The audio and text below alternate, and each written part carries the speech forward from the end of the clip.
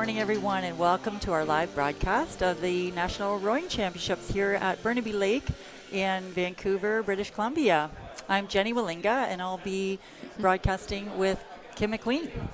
We have a beautiful day of racing ahead of us. Can't wait to see the athletes coming down the course. We're going to go over to Jason Dorland on the dock.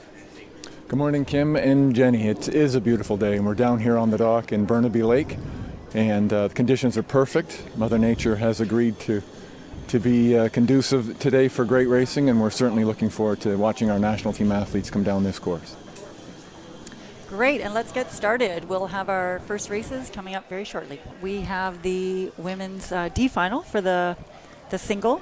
So these are senior athletes for the most part, and some are a little more senior than others. We have Jayne Thornton competing in the D final from Rowe, Ontario. She trains out of London, and she was an Olympian in 2008. She's coming back here and showing her stuff. It's pretty impressive, actually, what she's been able to accomplish achieving the D final in a very, very deep field of single scullers. So you can see the start here, and for those not as familiar with rowing, you know, they're going to blast out and capitalize on some energy systems available to them for about, 15, 20 seconds. And Kim McQueen here will know lots about those energy systems. What are some piece of advice that you give to athletes to capitalize on what's available to them in their tank? Well, obviously it's really important to go into racing well fueled. So for a lot of these athletes, they may have had a paddle warm up this morning and had a pre-breakfast before that paddle and another breakfast to fuel this racing. So therefore they can kind of give everything they've got. As you know, it uses an anaerobic and aerobic system to be able to go the distance over these 2 kilometers. You can see the athletes here are settling into their rhythm, having come out of the starting pieces. Looking great. Some really great conditions today. Look how flat that water is, and this is really a sculler's dream. Hey, when you're in your single, you just want to have a perfectly flat lake, because you can really focus on your exertion here. You can see all of them just getting beautiful catches. Compared to yesterday, we had a massive headwind, and through the semis it was quite challenging conditions, huge waves, and very difficult to manage getting your oars into the water the way you want to, because the wind is messing around with that oar, right? It's catching your blade, and you have to really adapt quite fiercely to those kind of conditions. Today they can focus in their boat and exert 100% every stroke. This is a great race, nice and tight for this level of racing. So let's talk about the athletes a little bit here and tell you a bit about who's in what lane. So yes, in lane 1 we have Karen Hudson rowing for Ottawa Rowing Club. In lane 2, which is the next one over from our side, is Elizabeth McConnell from Victoria City Rowing Club. Lane 3 we have Claire Ellison rowing for Nova Scotia under Halifax Rowing Club. We have Rianne Bokhorst, apologies if I'm mispronouncing it, from Manitoba Rowing Association. Jayne Thornton, as you said, in lane 5 from Rowe, Ontario, and Julia Milosh from Aviron, Quebec. Outstanding athletes. And so we're seeing here over in lane 1 is closest to us, and you're working your way over toward lane 6 on the far side. For those who are joining us, we're here at Burnaby Lake for the National Rowing Championships hosted by Rowing BC, but this is a Rowing Canada Aviron event where the best of Canada is joining in one location from across all provinces and engaging in some fabulous racing. Look at this D final, it's so close, we're all within a boat. We like, as a rower, you really like to be in touch with each other, and you feel like you're still able to make a move on your competitors, right? And all of these women are doing a fabulous job of staying in touch with one another, really challenging each other to achieve their maximum potential. So it's anybody's race still at this point, I'd say, Kim. We're coming up, it looks like, on the first 5 or 1,000. I can't really even tell. And you can see the finish line way off in the distance there. When you're in the race, it really doesn't feel that way. There we go. That's 1,000. Yeah. This will be great because we'll get a real line on who. Lane 1 and lane 3. And you know, 5's back a little bit, Yeah, but she's but not at a touch, right? She can still hear those blades and still feel that she can make a move and stay within striking distance. Absolutely. Like you said, the conditions are so beautiful. You can really have the race you want to have here. You don't have to contend with you know, the waves and the wind and the technique, how they all go together. Right on. And the 1,000, you know, that's midway. It's all downhill really from there. You can start to think about picking it up. Of course, you won't maybe start your sprint yet, but we used to do a big, huge piece. You know, that's a legacy from some of these earlier crews where you do a 30-meter or 30-stroke piece through that 1,000 and really start to dig in, set your tone for the second half of that race. 2,000 meters in total, and that's about 220, depending on what boat you're in, strokes. Each stroke is going to be accounted for, right? And as a coxswain for Canada in the past, Kim McQueen, can you talk about some of the calls you might be making for crews at this point, some of the things these athletes might be thinking about? Well, in a coxed race, yeah, definitely you're really trying to work on the motivation to keep the drive there and the spirit there, and especially in that third 500, where you feel the finish line is coming, but you can also feel the first 1,000 kilometers in your, or 1,000 meters, that'd be really crazy, 1,000 kilometers, but you can feel the pain. So really working on motivation and being tough, and I think always thinking about being tougher than the other competitors out there. And often you would have pieces, obviously, focusing on different aspects of the rowing drive in terms of finishing your stroke nice and long, because as you get tired, it's easy to want to shorten up and not pull right through, and opening up the body through the middle of the drive after you've led with the legs. So, you know, depending on the crew, there'll be quite a few aspects that you can work on maximizing in that third 500. So much that they're balancing right in their minds right here, that driving through some of the pain they're experiencing and negotiating that with themselves, but also keeping that technical focus, knowing, because these are these are experienced athletes and they know how it's going to feel in the last 500, and preparing for that, what to focus on, what to keep your brain really zeroing in on technically. We're coming up to the last probably 30 strokes or so. You can see the red buoys off in the distance, and that means that we're heading into the last 250. For an athlete, you know, depending on your awareness, that's not exciting. Everybody's thinking about it or noticing it, but you can see here that we've got lane 1, 2, 3 in this beautiful little angle, and 4, 5 is a little back, but lane 6 is right in there with 4, and you can see some great battles happening, especially for first and second. It's tough in the single because you're wanting to bring that rate up, but you really have to maintain your technique in order to maintain the balance. But 2 is really moving up here. We've got Beth McConnell pulling hard, trying to catch that leader. Karen's doing well in lane 1 as well, and lane 4 is putting on a great sprint. Rianne Bokhorst from Winnipeg.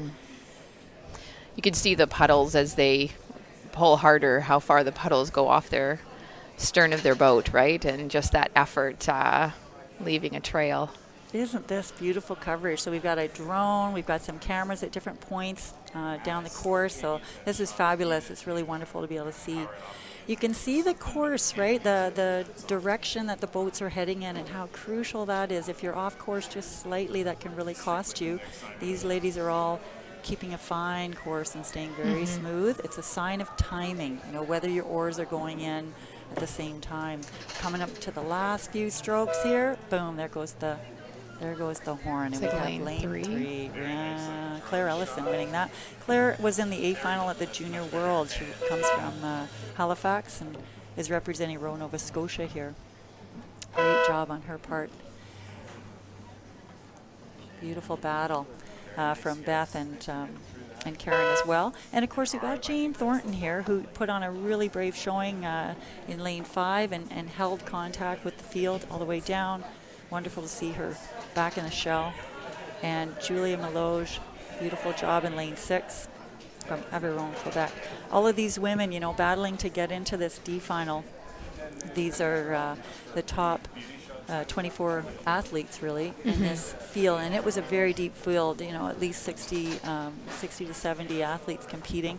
It's all ranges of ages. This is a beautiful event for bridging all the different categories, the juniors who are all under 18, and then the next gens who are U23, U21, and of course our seniors, and you're starting to see people cross into those different divisions. Here we see a map of the venue that we're at the beautiful Burnaby Lake Rowing Club in beautiful British Columbia. As you said, Jen, this regatta this last 4 years has been hosted by Rowing BC, but it does move around across the country based on who wins the bid to host it. And here we are having, I guess, the umpire boat heading back up to the start line for our next race of the day, which is Final C. So we're going to work through Final D, C, B, and then to Final A as we work through the rankings for the women's single. And these women had a tough battle on their hand over the last few days, starting with a time trial where they go singly, or they use 2 lanes, but they're not really side by side. They send a single sculler off one at a time and have to compete against themselves really and lay down the best time that they can in order to get that initial ranking, and then they get placed into various races after that.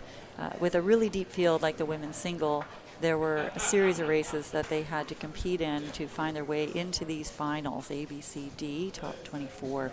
And so in the C final, we have in lane 1 Louise Munro from Queen's University, representing Rowing Ontario, Kira Urabi from University of Western Ontario, from representing Row Ontario, and her coach being Matthew Waddell at Western. Who have we got in lane 3, Kim? Lane 3 is Haley Chase. She's rowing for Row Ontario. She's from Sudbury Rowing Club. Lane 4, we have Grace Hutton, also for Row Ontario.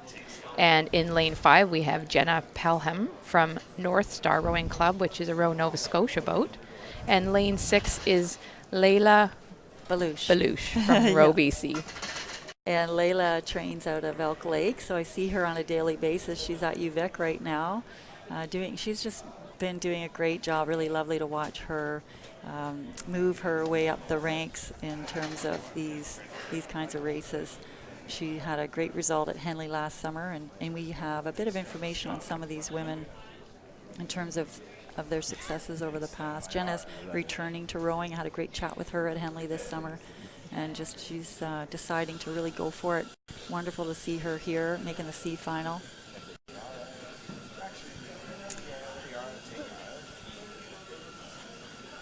Wow. You can see some boats heading up on the left side of your screen, and that's where they have their warm-up. They get to row up to the start and have a great, set of pieces that they can exert so that they really warm up all the systems. They might do some lower rate, longer pieces, and then some higher rate pieces, getting ready to make their way to the start. There is a little loop that they can continue on, so they can get about 2 to 4K warm up before they get into those starting blocks. Along the course, you'll see these kind of posts that mark where you are in the course.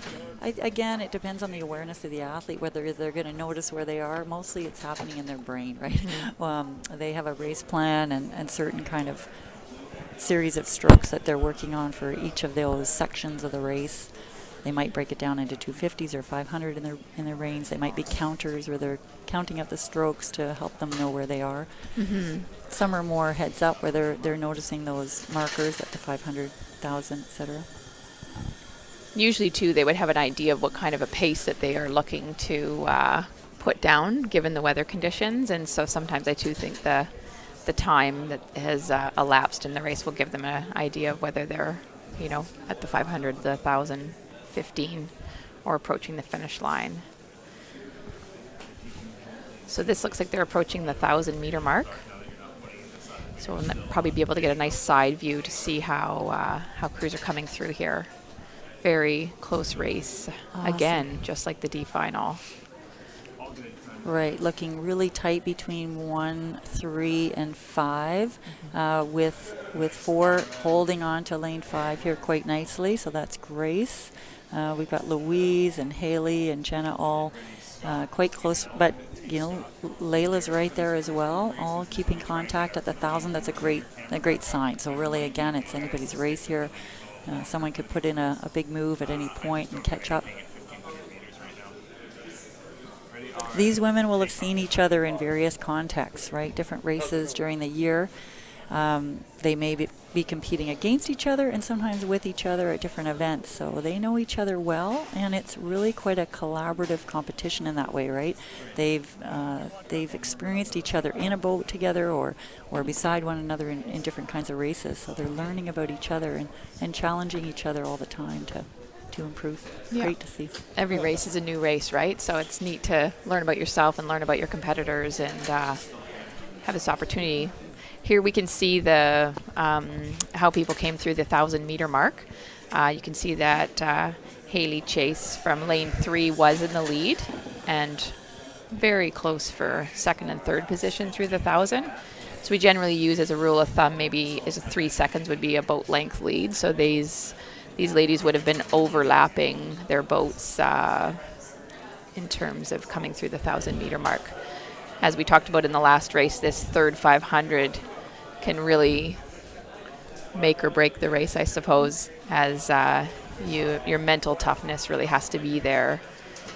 Absolutely, right? Because 1,000 meters is still so far, and so it depends on how you're going to perceive that and how you're going to address it.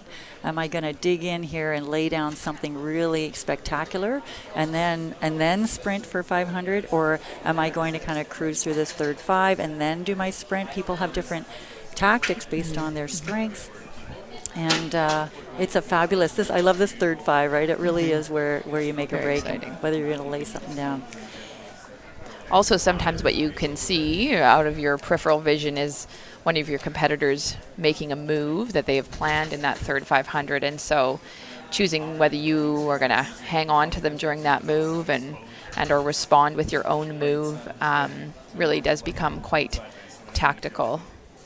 You can see also the umpire boats following the race down. We had some really good visuals. And they're making sure that the women's courses are staying straight down their lane so as to not create interference between the competitors. Everybody's been doing a great job with that. Right, and you can see just out of the corner of your eye that following boat, we have a number of umpires, of course, who are assigned to each of these regattas, and they have to follow along with the races, making sure everybody's keeping in their lane, staying straight, safe, not running into any kind of trouble in terms of physiologically or with their equipment. And then they trade off. It's quite an orchestrated, beautiful dance of the umpire boats, right? And then they have to decide to head back up. We're into the last. The red buoys you can see, so the last 250. And this is lane 5 there, Jenna. That's Jenna from Nova Scotia. Lane 3, Haley Chase. Everyone's going to be starting to pick it up. What I think is wonderful is when you read these comments that the athletes have shared with what really motivates them. Haley being outside, watching the sunrise, and the thrill of racing. Well, she's certainly getting all of that today, isn't she? Yeah, that's a great contrast too, hey? Yeah. Great push here on Haley's part. She's really staying strong, locking on with the shoulders, keeping her upper back, and there's the horn. So we've got Haley in first, and Jenna pulled up lane in 5. second. Louise Munro in lane 1. For third, beautiful. And here's our final. What a beautiful shot Lane that is. 4. What a contrast. Yeah. Lane 4, Grace Hutton. Lane 5, Jenna. Sorry, I had that wrong. Lane 6 over there was Layla. And lane 2, coming across in fine form, Kira Urabi.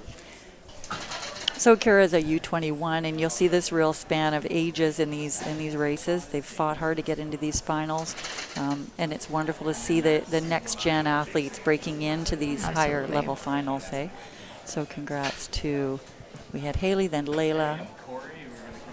Excellent. We also have a number of sponsors. So you saw Shannon Lake School there at the top of your logo on the bottom right hand of your screen. And we have a number of fantastic sponsors supporting this regatta and helping it to occur. City of Langford's weighing in, Shannon Lake School, Ridley College. Sport Burnaby, the province of British Columbia, Via Sport, Yonkers Auto Group, Richmond Olympic Oval, Brentwood College, and of course Rowing Canada and Rowing BC. So we'll be heading up to the start of the B final of the women's single. One thing to point out if you're not familiar with this regatta is that all of the races are in singles, which is obviously a one-person boat, in the discipline of sculling, where you have one oar in each hand, or in pairs, which is a two-person boat, in the discipline of sweeping, where you have one oar for each athlete. And in this way, you can get a good ranking of how the athletes stand across the country.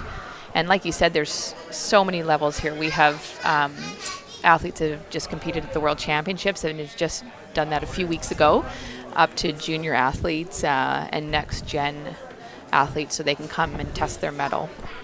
And we have a real mix of athletes in this B final. This is an exciting final here. We've got Shannon Kennedy, who just came back from the Pan Am. She was in the double with Layla Belouche, who we just saw do very well in the C final. We've got Mika Kimmins, who's new on the scene. She's out of Hanlon Boat Club, but has been training at Elk Lake for a little while. It's been fabulous watching her really grow this summer. Ellen Gletto is a lightweight, so it's really important for us to acknowledge that we've got several lightweights competing in the open weight category. Oh, we had a little bit of a challenge there. Something happened in lane 4, so that would be Katie Clark. Oh, she had a really tough start. Something went on. I'm not sure what, and I'm sure we'll hear about it later. Hopefully it wasn't anything that will compromise her too heavily, but you could see, she missed those couple of strokes at the start. Not sure she was caught on the starting gate or something. Well, that will be a rush of adrenaline for her, and I'm sure it'll probably show up in about a 38 in her single right now, where she's going to try and make up some space. Now, Katie is a fantastic athlete. She's a U23 woman who's just surging forth in terms of her speed. Been really fabulous watching her over the last couple of years. We've got Jenny Casson, who's another lightweight rower. So lightweight for women is around 125 pounds. And oh, yeah, look at Katie's right in there. Hey, she made it up. Good work. Jenny Casson and Ellen are both lightweight rowers. And here they are competing against girls who typically have about at least 20 to 40 pounds on them and doing absolutely fantastically. Jenny and Ellen just got back from the World Championships, where they both had some fabulous results. And then over in lane 6, we got Michelle Truax, and I've been watching Michelle closely too. She's been training out of Elk Lake and then back to Winnipeg in the summers, but she's in Kingston right now as well. And she's just a fabulous individual, great energy and really determined. So here she is again, really going for it to try to make her mark on this scene and doing quite well. She's right in the thick of things in the top 5 here. Yeah, they're certainly getting off to a nice start, and maybe we've said this before, but it looks like a great race. It just is so well matched and tight. There's a nice side shot to get an idea of how they're coming through. I've been watching Shannon on the lake, and she's been getting out lots lately, and it's really showing up. A number of these athletes have just returned from the Worlds. They took a good break, which was absolutely essential. And then we were being shown a few very rough hands this morning, right? Because when you're rowing, you're developing blisters because of these handles. And so some of the athletes haven't been on the water lately and are just getting back. So they're dealing with those blistered hands as well as shaking off a bit of the rust. But I'm seeing over the last few days people really gaining their speed back quite quickly. Shannon's been training quite beautifully out on the lake, and you can see that showing up her, and it looks like lane 5. Jenny Casson, one of our lightweights. Good job, Jenny. And even though, that's 1 and 2, 3, 4, 5, third, fourth, and fifth position, sixth position is right there. Still early in the race. Oh, you can see Shannon. Shannon taking a peek. Taking a little peek. Left. And it's really important to just take that little peek, right? Not to swivel your head right over. Oh, she just did, though. That's all right. And I'm sure she's just trying to see where Jenny is and whether she's still in touch. Now, Jenny's making a beautiful move here, but Mika's hanging on to Shannon very nicely. Good job on all Here their you parts. can really see that you have your own race plan, but you also have to be able to respond to what other people are doing. So there's a real fine balance between rowing your own race and knowing what your competitors are doing. And Right on. And, and Shannon's just keeping an eye, making sure she's still in touch, but rowing her own race. absolutely. And, it can be very helpful, too, when you can feel that rower beside you, and it almost carries you along, right? You're feeling their rhythm, but also getting that feedback that you're right there. So she's keeping a very keen eye on Mika, who's coming up as hard as she can.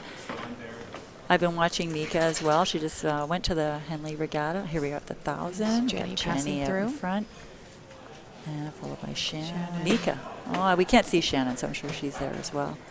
And then the middle two are right there as well, and using each other in many ways, right, to keep that speed up. Got Michelle lagging a little, but she's a powerful girl. She might just pull something out in this third 5. We'll see. Well, that's the thing, too, in small boat rowing in singles and pairs. You can really shift around positions a little more easily, maybe, than in an 8-person race.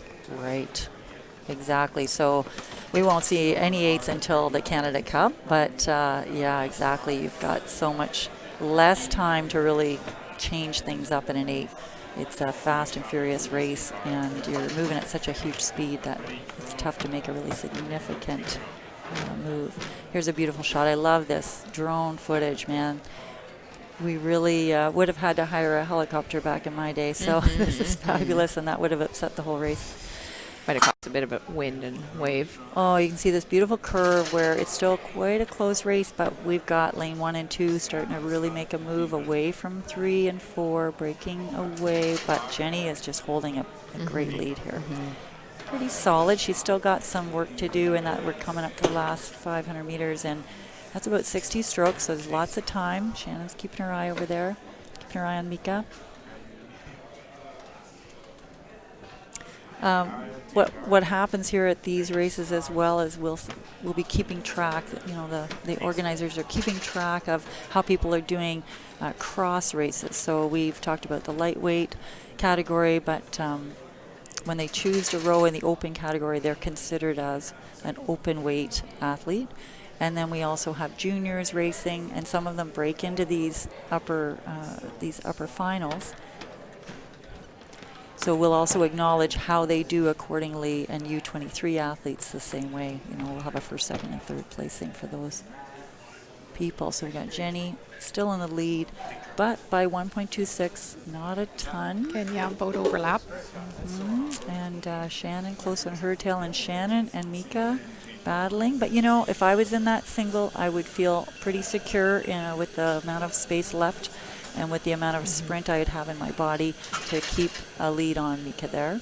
And I'm sure Jenny's feeling quite comfortable where she is. Well, being in the lead is always a nice position because you have a vantage point where you can see everybody trailing you, and so that's definitely motivating. Really proud of Katie Clark here. She's making a move on Mika for that third place finish, and Mika's going to have to dig really hard to hold her off because it looks like Katie is on the move. And wow, what a tenacious young woman to deal with that difficult start, stay right in it, and fight back. And here's Michelle pushing hard for the line. It's so crucial to just keep going for that time, even when you feel like you're back a bit.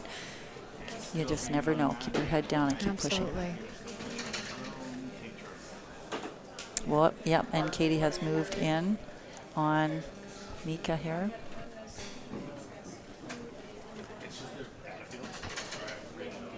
What a Look great at them. shot. Yeah, it looks like they're taking their rates up there, aren't they? So as they approach the finish line or make a move, they may adjust their stroke rate, the amount of strokes per minute that they do.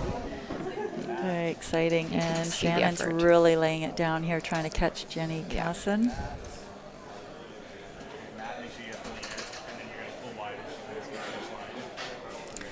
I love this. We're sitting just at the finish line, so we're seeing the last 5 strokes, and it is quite a close race, quite exciting. You can hear the crowd cheering. Well, there's the horn. Yeah, Yeah, very lane close. 5 and 1, that'll very be close. awesome. Great job on Lane 4, everybody's part yeah. here. And here comes Mika Kimmins across the line. Got Ellen Gletto and Michelle. So still quite in contact with one another. That was a fabulous race. It was a great race. Pushing some real switching up through the middle. Wonderful. Wow, that drone footage is just gorgeous. It's almost mesmerizing, isn't it? It is really cool. So sometimes when you watch the Worlds, it's tough to get some, in the early races, early stages, you can't always get live coverage. So you'll be watching these where it's just a graphic, but it looks a lot like that. The lake is so black. Hey? All right, and here we go. We got Here 10-minute we go. centers, but man, they're coming fast. This is excellent. Aren't they? This is the A final. Go, Kim. Go, girl. Give us our... So this is the A lineup. final. So this will rank the top 6 single women's scullers for Canada for this season. In lane 1, we have Jill Moffat for Roe, Ontario at the University of Western Ontario. Another lightweight. Another lightweight. Lane 2 is Gabrielle Smith from Aviron, Quebec, and she rows with as Jill does, with the National Training Centre as well. Lane 3, we have Carling Zeman from Sudbury, Roe, Ontario, and she is also at the National Training Centre. Lane 4, Jessica Civic from UBC, rowing for Alberta Rowing Association. Mary Lou Duvernay Tardif, Wonderful. who I do connect with, and I usually call her MDT. I love it. And then she's from Aviron, Quebec. And then Andrea Prosk, rowing for Row BC with VRC, Victoria City Rowing Club. This It's is a going to be great a good race, eh? Woohoo! All right, and we've got some fabulous competitors here. They're Great all going to be shot. going for it. So like we said, Jill Moffat is a lightweight rower, and she was in the double this summer at the World Championships. Did really well with her partner, Jenny Casson, who we just saw in the previous race. And Similarly, in the open weight double, Exactly. Andrea Prosk and Gabrielle Smith, they are partners in the women's double, and they raced the World Championships where they qualified the boat for the Tokyo Olympics. Carling Zeman, another qualifier for the Tokyo Olympics, and was 6th in the Worlds this summer. Fabulous watching her. She tends to come out a little slower in the first 1,000 or so, and she's not doing that today. Going for it. Great to see some real power out of all these women. It's tight across, though. We'll see who decides to let loose and unleash. And again, the women coming back from the Worlds haven't been rowing for a little while, so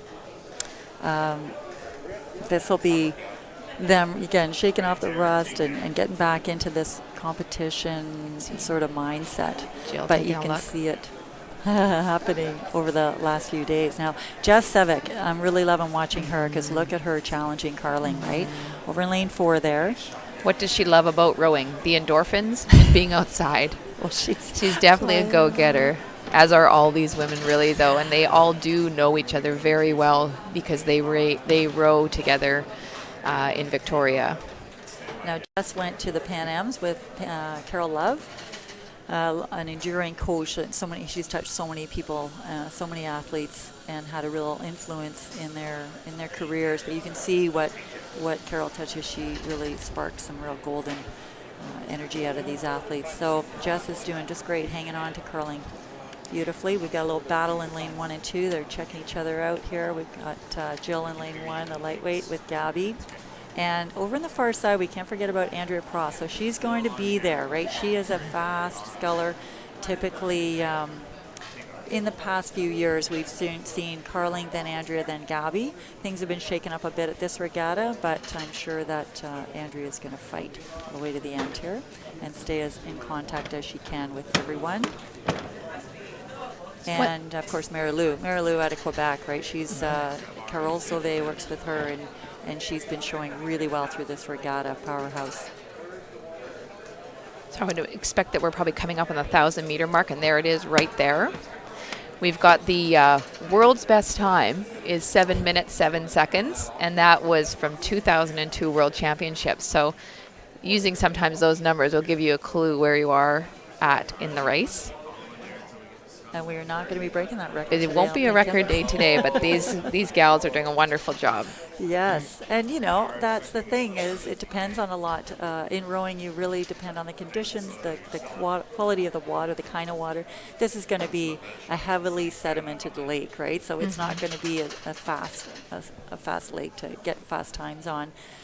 We see a lot of encroachment of weeds through the summer in this kind of body of water, and so we would be looking for a world record time, probably a really ripping little tailwind, first of all, and then some real light water with not a lot of organic material in it. There's Gabby taking a look to the left and the right. And this is one of these beautiful examples, sorry, blabbing on here, but Gabby and Andrea, right, they row together in that double, and they're very close. I mean, what a beautiful pair. Yeah. But here they are competing against each other. And they're pushing each other in the boat, outside of the boat. They have a ton of respect for one another. They know what they can do on land, on the water. These girls know each other really, really well. And there's a lot of camaraderie across this group, right? Well, and really in training, too, if they're not rowing the double, they'll be rowing the singles against each other in pieces day after day. So it's one of the really neat components of rowing, I think. Beautiful. So Carling really moved through that 1,000 and is trying to break away from the field, which she's totally capable of doing, of course. What a phenomenal athlete. It's really impressive. I love having her around the lake where thousands of juniors are able to see the kind of training she puts in, her mentality, her commitment. Really loving watching her develop as an athlete and figure out her strategy, her tactics. Again, this is going to be not necessarily at a point in her training where she's peaking necessarily. Right. She's just come off a big rest. Absolutely. But it's quite a bit for these athletes who have just finished a season a few weeks ago to come back and put the pedal to the metal to show their prowess and hold their position. And here they are through the 1,500 meter mark, moving towards the finish line. As you said, they'll be looking for the red buoys to know that there's only 250 meters left in the race. Another beautiful drone shot. So we've got Carling out in the lead here. We've got lane 4 close, which is the Jess Sevick. So not much has changed in terms of placing through the body of this race. And then, of course, Jill Moffat over in lane 1, holding her own. But again, a close enough race. We're coming up on that 7-minute mark here, but we still have the red buoys to go. So the time won't be necessarily world record setting, but it will be strong. These are the top single scullers in Canada, and really some of the top athletes in the world. Yeah. So we're sitting in the booth, as I mentioned, at the finish line and pretty blinded by this beautiful sunshine, which has been absent for the past few days. So great to see it out, but you can see it just shining off that water. And again, that creates a whole new set of conditions for these women as they're... The athletes can hear the crowd cheering. We can hear them outside. Yeah, and here's where Carling really shows the quality of her technique, the quality of her fitness. She's stamina. Heads above a lot of the single scullers across Canada. And Jessica, great job on Jessica's part. I mean, here's someone who's really advanced in her technical capacity, and her fitness is there, but she's a real fighter, but she's had to really work on her technique. Got Jill in 3rd. Ooh, close for 4th and 5th. Wonderful, and a close 6th. So these last 3, a tight little race and nothing much between them. But Carling definitely out, and great to see Jess making great strides. So this is someone we've had our eye on, and she's really coming through. And Jill, again, just want to highlight a lightweight, and I think as someone who was on the lighter end of the weight scale at about 145 or so, it's tough when you're battling someone who has so much more power to leverage against those oars in a weight-supported boat, a weight-supported sport. So it's like in cycling, if you come up against some kind of headwind like we had yesterday, right, you're going to have an advantage if you're heavier. Yeah. And so you really have to focus on your technique and get those blades in a little quicker and have that application of power immediate so that you can battle with some of these heavier Elements. athletes. Yeah. Great to see. Well, that was a wonderful set of women's single races. The next category that we'll have coming up is the men's single. So they'll be warming up and getting ready to get themselves into the starting gate. You saw the athletes on the starting blocks. They need to move into that position within 2 minutes of the starter wanting to start the race. Anything less than that, and they could be assessed a penalty. And they essentially will get into the starting blocks where you'll have somebody holding on to the stern of their boat. You'll have a judge on the side of the starting gates looking to make sure all of the bow balls are lined up. The rowers themselves will be looking down their lane to make sure they're pointed straight, not towards the buoy lines. And they'll get a warning that the race is soon to start, and at which time they might take a last little bit of water. Here you can see this rower checking their lane, how they're lined up. And like you said, Jen, once the race starts, it's really essential that the athletes are pulling equally on the oars on their port and starboard side so that they are going to head off in a straight direction. All right, so the lineup, we have Michael Carrick from Manitoba, and he's coached by Janine Stevens. We've got Andrew Todd, North Star out of Nova Scotia, and Samuel Lavoie in lane 3 from Kingston Rowing Club. We've got Cash Basadi from Nipissing University Rowing Team, and Carl Hare, who's out of Calgary, but currently rowing at UVic. Hunter Amesbury, Leander Boat Club out of Hamilton, representing rural Ontario, and they're off. So this is the D final of the men's single. Thank you, Kim. Good. We've got this. I'm right into the race. Yeah, we got this. You're like, come on. Awesome. And so nothing between these guys right across. I love it. They're all laying it out for the first probably 20 strokes, 20, 30 strokes, depending on their tactics. And you see these bows. Look at the bows just leaping out with every stroke. They're going to want to keep those bows just slightly out of the water. You don't want them diving down, and that's all about how you're applying your power, how you're picking it up at the catch when your oars are going into the water. This is quite a beautiful little race. Look, you can see all of the bow markers, hey? I love that shot. Where's one, though? I can't see bow one. They're just out of the camera's view. Excellent. Right, and so here they are. They're settling into their rhythm now. You can't stay at that really high rate for very long. You've got that ATP system that you're drawing on for the first few strokes, but then you really need to find your rhythm so that you're not carrying an exorbitant amount of lactic acid through the rest of the race, right? That's a long race, at least 7 minutes to be to push through. Yes.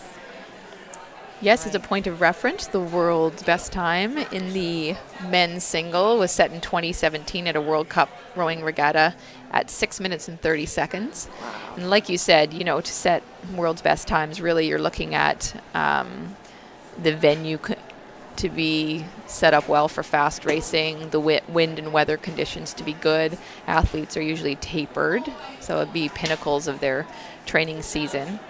So we just give it as a point of reference, not necessarily that we're expecting world's best times to be set today. Right. So we've got a nice tight race from lane 3 to 6 with Sam, Cash, Carl, and Hunter all really keeping in contact with one another, all moving about the same speed. We're not quite at that level of technology here at the NRCs where we can provide the boat speed of every boat out there on the water, but when you watch the Worlds, you can actually get that kind of information as well. But we can see they're all moving fairly similarly, and it's so fascinating to wonder, what's going on in each of these athletes' brains and bodies, and where they're deciding to make a little push or make a little shift. Pretty much you want to keep that consistency in your stroke throughout the race, but there are times when you might want to make a move and lay something down almost psychologically right against your competitors. Yeah, they definitely have to have the mental stamina to be rowing the single scull. One thing I wanted to point out was lane number 5, Carl Hare. His sister is Nicole Hare, and she races with the women's program on the senior team. And Carl won the junior gold men's single in 2018 at this regatta. Yeah, and we've got, Kim and I have some information here that we're reading off of, and you can really see Carl's whole career unfold, because he shows that, he moves from Henley Gold, where he was a U17, right? That's a 16-year-old boy, won the gold there. Then he goes to the NRCs at U19 level, Junior A, we call it, and he won the gold in 2017. Then he's at the Canada Summer Games, where he gets a bronze in the double, and then 7th at the World Junior Championships in the men's Cox 4. Like, he's just advancing along. Yeah, it's fun. And wonderful to see this guy. He's at UVic right now, working with Albert van Schudderst, who's got a great group of guys out here at the regatta. They're doing quite well in the pairs and of course in the singles as well. So this is fabulous for Carl to be at this level, final D, and holding his own in the race. So we're up at probably past the 1,000 now, and they're making their moves. They're all heading to the finish and really trying to dig in to stay strong through this third 5.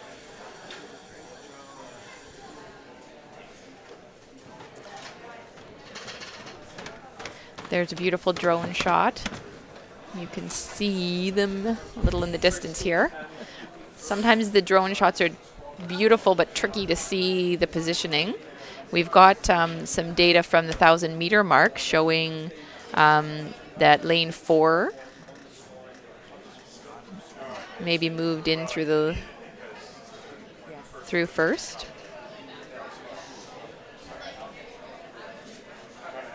And this is the tricky part about rowing. I've spent a lot of time with parents on the sidelines who are, what is this sport and what is my child doing? And they can barely see them, of course, off in the distance. And I'm telling them, no, they're doing well. And they can't see anything, right? It's a little sliver. No, yeah. But also the angle. It can be just so tough to know what's happening when you're seeing these strange angles on the race. But as you get experience, you start to learn how to read the angle even, and I can start translating it for those anxious parents on the sidelines. But here we are coming in the last 5. Is that the last? Yeah, this last 500, I would say. It's tough because there's so much sunshine. We love it though. And it's still a fairly tight race, especially for second and third. We've got the leader out. 3, 4, 5, 6. Yeah, we're missing lane 1. I guess something happened to Michael Carrick, and we'll look for an update on his status. But he actually isn't out there on the course, so that's why we couldn't see him earlier there, Kim. Wasn't our glasses. Andrew Todd is actually from the pair, and he did won a gold medal at the Worlds this summer. Fabulous race, too. Wow, that's awesome. He and Kyle really had to fight for that gold. It was awesome, and they did. And then in lane 2, and they've both been challenged with some injuries this year, so fabulous to see them defend their gold. We've got lane 3, Samuel Lavoie. And Cash is still out in the lead there, so doing really well, holding it strong. And like you said earlier, Kim, right, it's such a great vantage point to be leading, to be able to see everybody behind you. That's giving you a huge amount of confidence, right, and energy. And, physiologically, it has a huge impact to have that perspective. Well, I think when people make fun of rowers because they're going backwards, really they're missing the point that it gives you the vantage point, really. Yes, as long as you're out, that's for sure. And so then the challenge is, if you're behind a little, to not lose hope, not lose faith, keep your eyes in your boat, and continue to stick with your own strategy, your own tactic, row your own race. Well, and like you said, if you can maintain some contact and be able to hear the crews behind, if you can't see them, at least if you can be hearing their blade work and such, then that's motivating to know that the gap hasn't widened past a range that you can make contact. There's a nice side shot. That's lane 6 over there with Richard Amesbury out of Hamilton. Very smooth and long. So, of course, we're into the last couple of strokes here. So that was lane. Good.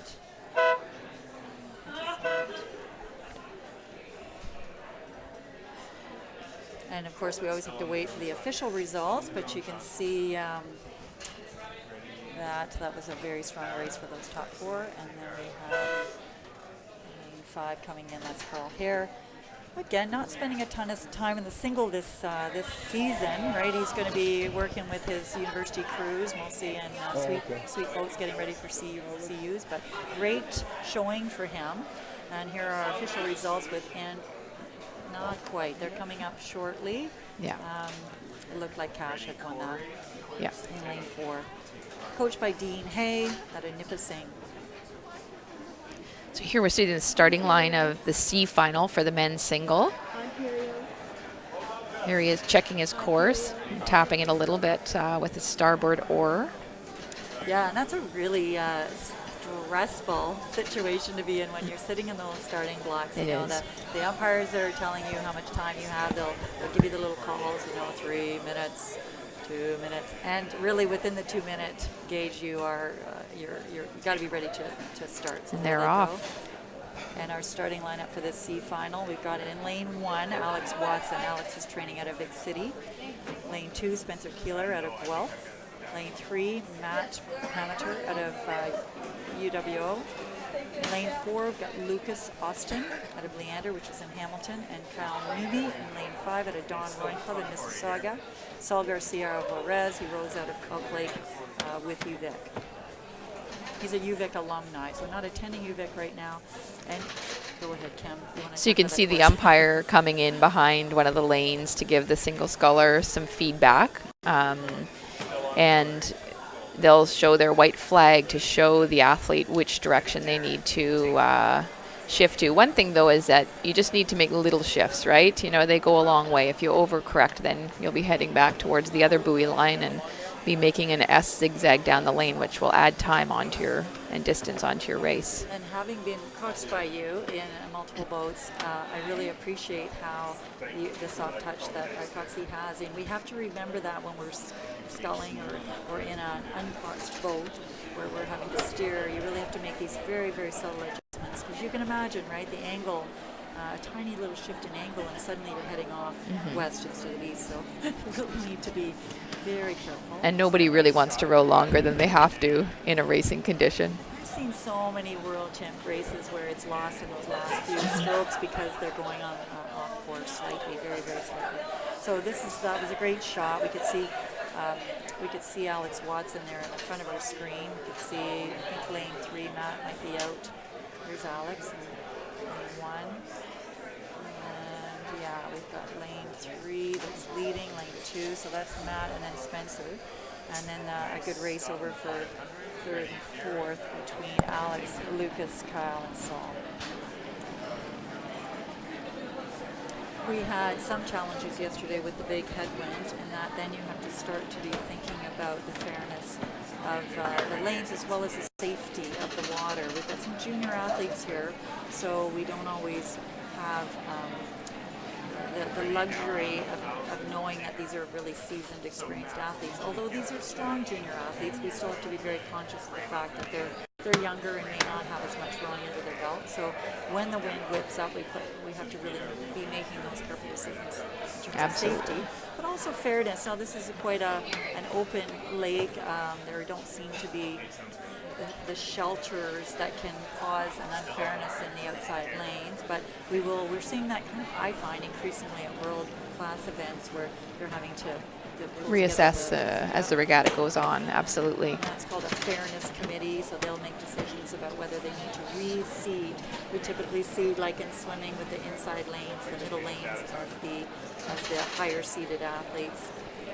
But sometimes they'll shift those over to lane 1 and 2 if we're seeing that lane 1 and 2 are favored in some way. Maybe more sheltered from the wind, or yeah. And you can see, the tree break over in lane 1 there. But at this lake, it's so open, there really isn't too much concern. There was a little bit yesterday in a few races where we seeded. Again, tough to see with the angle, but we being masters of reading that angle and having been around for several decades, we can start to see that. We're going through the 1,000-meter mark, so hopefully we might see some times pop up.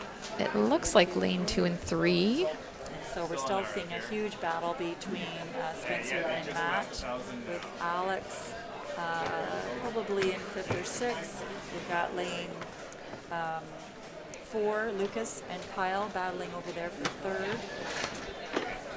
And Saul on the far side with Alex probably battling for 5th and 6th. So there are always these little races within the races, right? And you kind of have to really appreciate the fact that you've got someone to battle against. Absolutely. Hopefully not too far away from you. Unfortunately, Alex and Saul are having to battle quite far from each other. But they see each other a ton on the lake, so I'm sure they're quite familiar with one another. See a little look there, and you can see the effort. Spencer. Yeah.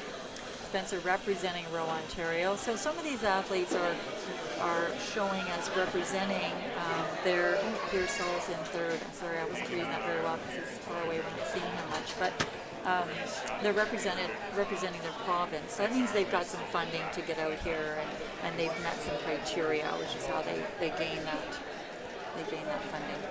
Well, we did speak to how the results of this regatta helped the National Training Centre seed athletes, but also the provincial organizations use this regatta to identify athletes and determine how they're going to run their programs. Yeah, and you get all sorts of different kinds of support. Saul's really making a good move here. So, sorry about that. I wasn't really noticing Saul on the far side. Sometimes the angles aren't giving us enough information, but he's really making a great move here, challenging Spencer for the lead. Spencer, Saul, we've got Kyle doing a great job, hanging tight with Alex. I love this quote that we got from Spencer, that he loved the juxtaposition of the calmness of rowing, how relaxing it is in the sunrise against the pushing past the efforts of what you thought your limits were in these race conditions. And I think those who participate in the sport of rowing really can appreciate the different elements that the sport provides. It is beautiful. What a beautiful aesthetic. And we're just getting all the benefit of it with all of this coverage, aren't we? And you know, it really is such a reflective sport. These athletes are constantly reflecting on their technique, of course, but it's so metaphorical, and there's so much learning to be had through their experience. And you can see in some of the sharings that they've given us and the survey that we put out to ask for a little bit of information, how much they're thinking and learning as they race and grow. Saul's really making a great effort here, moving up. Looks like into 1st in the last probably 10 strokes we're into here. We've got Saul probably leading, we've got Spencer in 2nd. Lucas is doing a great job over there in lane 4, holding strong. Here the athletes will really want to try to keep their strokes consistent as they tire, and you want to stay long, but sometimes maybe they would shorten up a little bit to really get the boat speed up. Yeah, great, sit up a little bit Have a balance, yeah. You can see that here in Lucas. Just sitting These a two. little taller, a little quicker, trying to get a few more strokes in. Oh, great job. I mean, Spencer's really battling. And Saul, great Wow, job. great finish. I'm not sure who got that. Yeah, Hey, that really was close. tight, I don't think photo, but definitely some jockeying between Saul and Spencer. They were beautiful to see, and Lucas came through. And Matt, and very close for 5th and 6th as well. Kyle and Alex. So a wonderful race. I think we're going to be heading down to the dock maybe for an interview. But we can see the crews, the athletes here taking a breather after the finish of this wonderful effort. And so most of them, I would think all of them would then go up for a little cool down. So they can roll back up alongside the race. And you could see that, some of these athletes heading back up. But this is it as well. They're done for the regatta, so they may also, they may also just take a breather on land. There is a warm up and warm down tent. So we're going to move down to the dock now. We've got some interviews with Jason Dorland, 88 Olympian. He's going to be interviewing a number of people over the course of this podcast. Over to you, Jason. Thanks, Jayne. And we're here with Ian Bramble, the Director of High Performance here with Rowing Canada, multiple Olympian, bronze medal in Beijing. And Ian, I'm just wondering if you can give us some context of what is the actual purpose of this regatta with regards to selection Absolutely. The regattas here, obviously we are having all different age groups, so it's one to develop both the national team programming right from the development level up. So we've got the provincial level athletes, club athletes, and then we're looking at our under 19s, under 23s. Ultimately, we will be looking at where we go with the program in 2020. So we will have selections post this regatta for the Olympic and Paralympic camp. Right. Those athletes will represent Canada in Tokyo. Great. Now, we've had one event come through, the women's open single, and we're now in the midst of the men's. But who are some key athletes to look for today? Well, we've had some key athletes, as you say, right. with curling and the women's double that have come down. Lightweight women's double we're racing as well. So we've got a variety of men coming in momentarily. So in the men's open race, we will see the likes of Matt Bowie and Trevor Jones. They were in the men's double this summer. Trevor's an exciting athlete. He's won 2 under-23 world championships. We also have some RBC training ground athletes. We've got Charlie Alexander in that mix, and so we'll certainly see a variety of really exciting athletes for today, tomorrow, and the future. Wonderful. And we've got perfect conditions, so we look forward to watching those athletes come down. Excellent. Thank you. Back to you, Jenny. Awesome. Thank you so much. So now, here we are. We're underway. The B final of the men's single. And we can see the bound markers have G1 through 6. So our near lane is lane number 1 is Michael Brainton from Queen's University. Sorry, Michael, if I've got your last name mispronounced. Lane 2, William Simpson from Row, Ontario, the Argonauts Rowing Club. Matthew Finley from St. Catharines Rowing Club with Row, Ontario. Lane 4, Patrick Keane from Victoria City Rowing Club and Rowing BC. Lane 5, Luke Brodeur from Row, Ontario. And lane 6 is Andrew Hubbard from Calgary Rowing Club. So let's talk a bit about Andrew, because Andrew is one of the first juniors we've seen, and here he is in the B final, top 12. He's a junior. He's 18, 17 years old, and he's cracked his way into this B final already in his career. That is huge. So we really need to give a big shout out for him. And Calgary Rowing Club, I mean, they are producing some fabulous athletes who just keep showing up at all levels. So fabulous to see. Love to be able to chat with their coaches a little bit at some point, because they're doing some great work on a less than ideal body of water, frankly, not that long, and also dealing with winter, right? That's a lot of winter. Through the 500-meter mark, it looks like lane 4 is in the lead with Patrick Keane.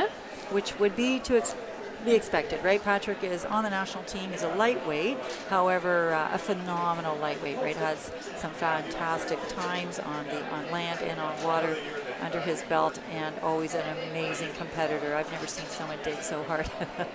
Well, and like you said too, that when you compete in a weight category for rowing, you definitely have to have a blend of your technical ability with your weight to power ratio.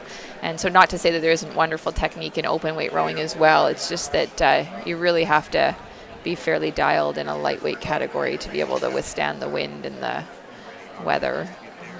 This is great conditions, just so fair for everyone, and we can really see their maximum effort shine through all day long. I hope it holds. It seems to be like it seems to be, and I think it will. I mean, this is a pretty reliable body of water in terms of its conditions, and yesterday was quite an anomaly with that raging headwind. Excellent. So we're watching the B final here for the men's single. And these guys have battled hard to get here. This has been a long few days, lots of racing, quarters, semis, reps, and they've found their way into this top 12. So these guys are the 6 to 12 ranked athletes, and it is a good tight race. We've got Patrick out, and that is pretty spectacular, the way he just jumped out right off the start, and he's continuing, it looks like to me, to pull away. This would be ranked 7th through 12th. Thank you. Going through the 1,000-meter mark now, just in case anyone's like, no, ladies, yeah, not right. You know what I mean. This is good. Excellent. Yeah, so he's got a bit open water now.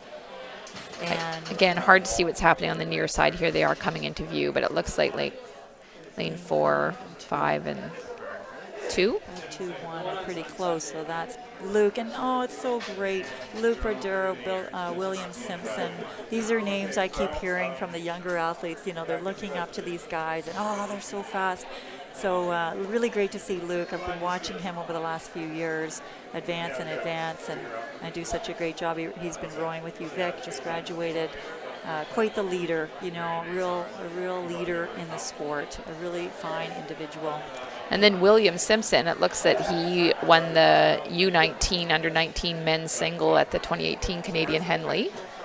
Great. So yet another junior here. I forgot to mention Will Simpson.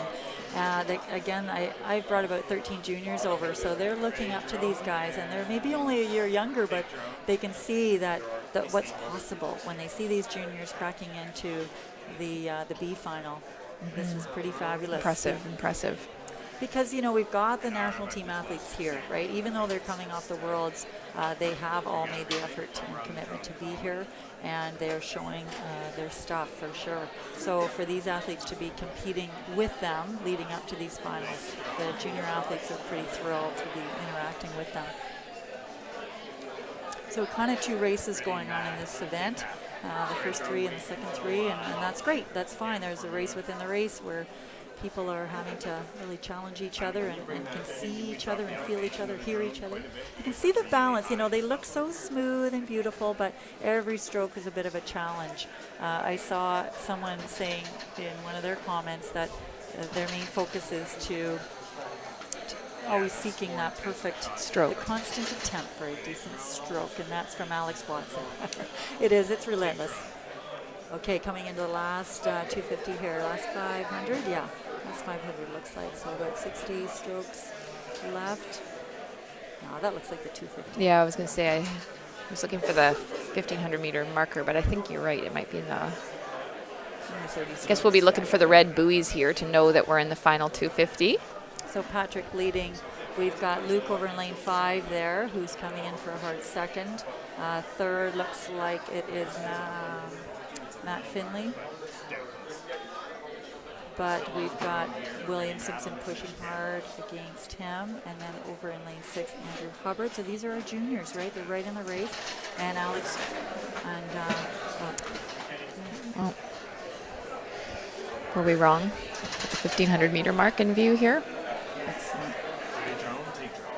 I think because the cameras at the 1,500 meter mark are anchored and do a pan, so sometimes it looks as if you're going through the 1,500, but because it's actually they've moved through already and they are entering the final strokes, you can see the red buoys are there.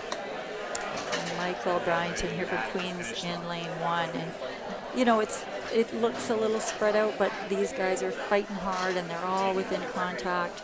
They're all doing a great job.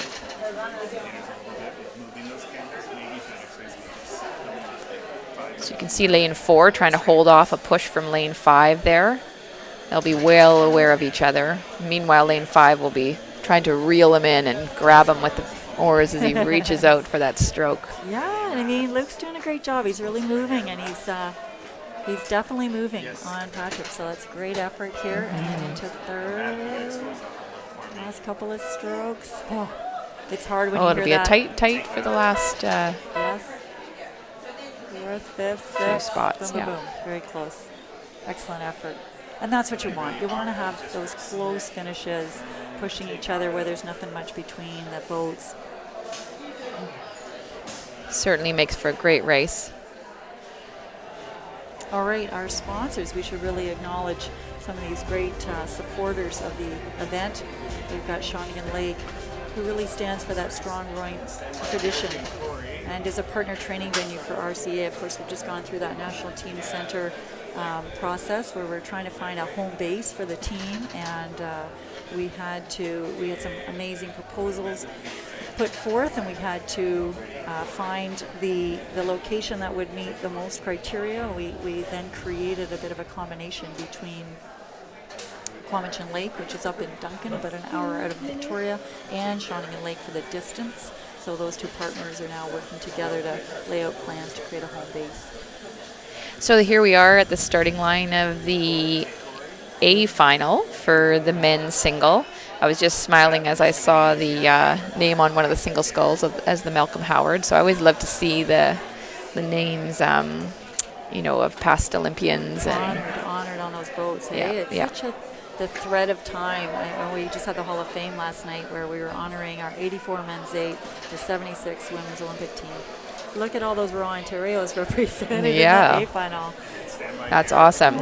So going through our lanes, from lane number 1, Kai Langerfeld representing Row BC, from the National Training Center. Lane 2, we have Charles Alexander, a U23. That's great, from Row Ontario, from the Sudbury Rowing Club. Graham Peters, he's from Peterborough, Ontario, my hometown, and great to see Graham leaping into the A final here. He rowed with Trevor Jones in Peterborough, so here they are rowing together again.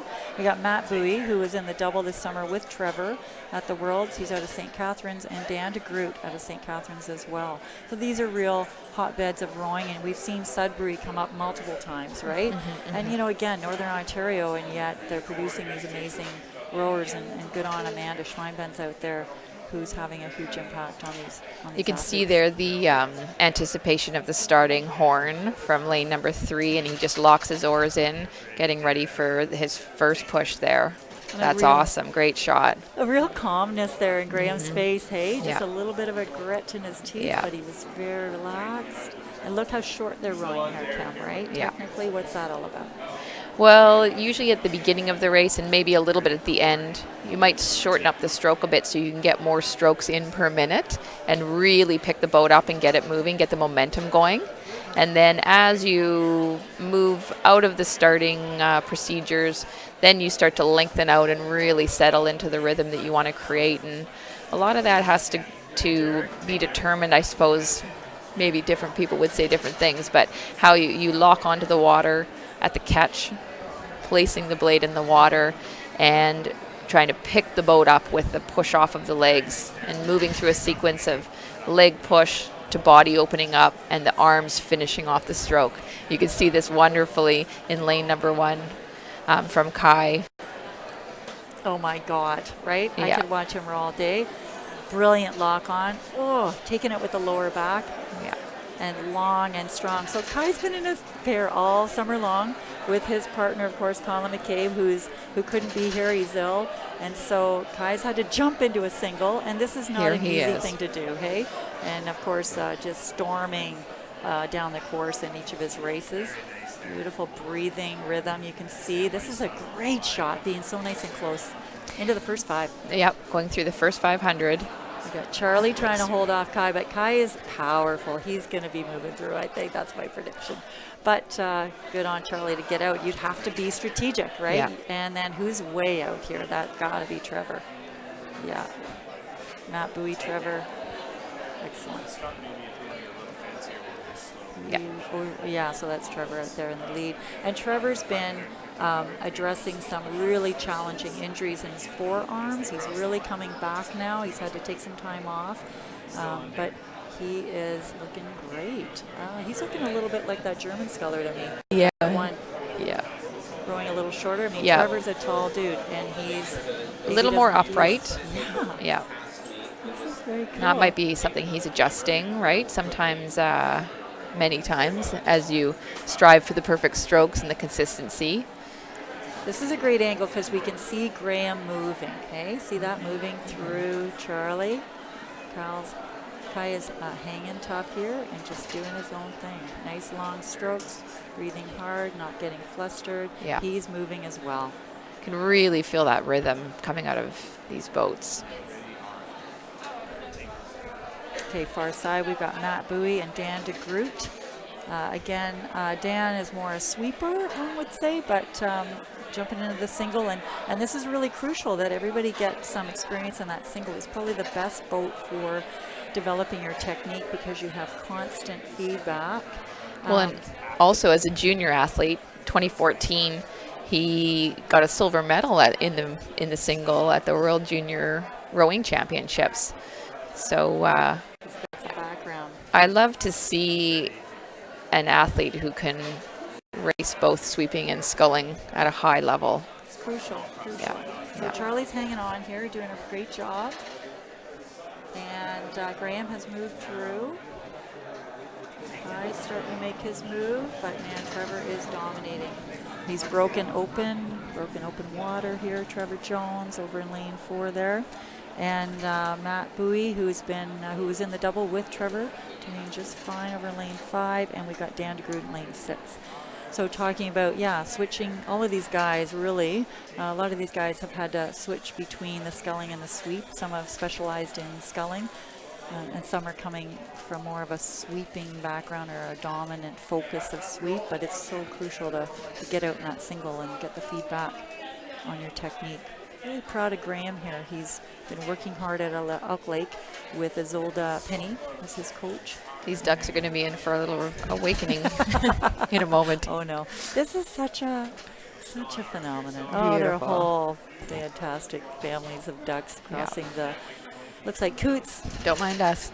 Yeah, excuse me, pardon me. So this, hopefully they take off soon, because that can be pretty deadly for them. These guys are big, strong gentlemen. They're all probably around 200, 220, and they're going full on. Okay, good. Sometimes the geese are a little slower to take off, and I've seen them get quite injured in these races. So there's a great shot at Charlie. You can see one of the safety boats along the side of the course there. There's many volunteers that make this happen, from starting boat holders to umpires, safety boats. Oh yeah, we've got to be so grateful to the volunteers and the umpires for contributing their time. And it's a tough regatta to find volunteers because it starts kind of midweek. Last 500 here? Yeah. Wow. Okay, so Kai is now moving on Graham. Charlie has fallen back a little, and we've got Matt and Dan over there on lane 6. Couldn't ask for better conditions, though. Look at that water. Barely a ripple, you know? Exactly. Smooth. So I was chatting with Matt a little bit. He and Terry were having a good chat about the break that these guys have had from the Worlds, and then trying to get back into things. So a lot of, when you see someone like a Matt Bowie who's been winning all year in these kinds of single races, and he's a bit back. He's not really significantly back at all, but he was talking about really taking that break and then having to really get back into the swing of things, so we can see that effect now. But not to worry, I'm sure he's not concerned about this performance at this point. He is in the top 6 still, and with a bit of refinement, he'll be right in the thick of things again. Some of these other guys have been training nonstop, really trying to break in and make their mark, because this is their opportunity, and a great opportunity they would want to take advantage of for sure. And Graham's doing just that. Trevor, again, is coming back, so he's been training increasingly and getting healthier by the day, so wonderful to see him have a real outstanding performance. Absolutely. And Kai, look at that, doing great. But Graham, really proud. He must be very proud of holding off Kai for this long. It looks like Kai is now moving through. And Charlie, brave effort, go for it at the beginning and see what happens. Sometimes when you go out hard and strong and lead for a while, you can kind of break people psychologically, so I got to hand it to him. He's probably carrying a little bit extra lactic acid at this point, but hanging in strong. Yeah, awesome. So Trevor and Kai and Graham. And sometimes, I've seen people flip at the finish, right? You're just so exhausted in your single, and you can lose control pretty easily. And we'll get the official results up on the screen eventually, I'm sure, but great effort on everyone's part. Ready, Ara. Take it.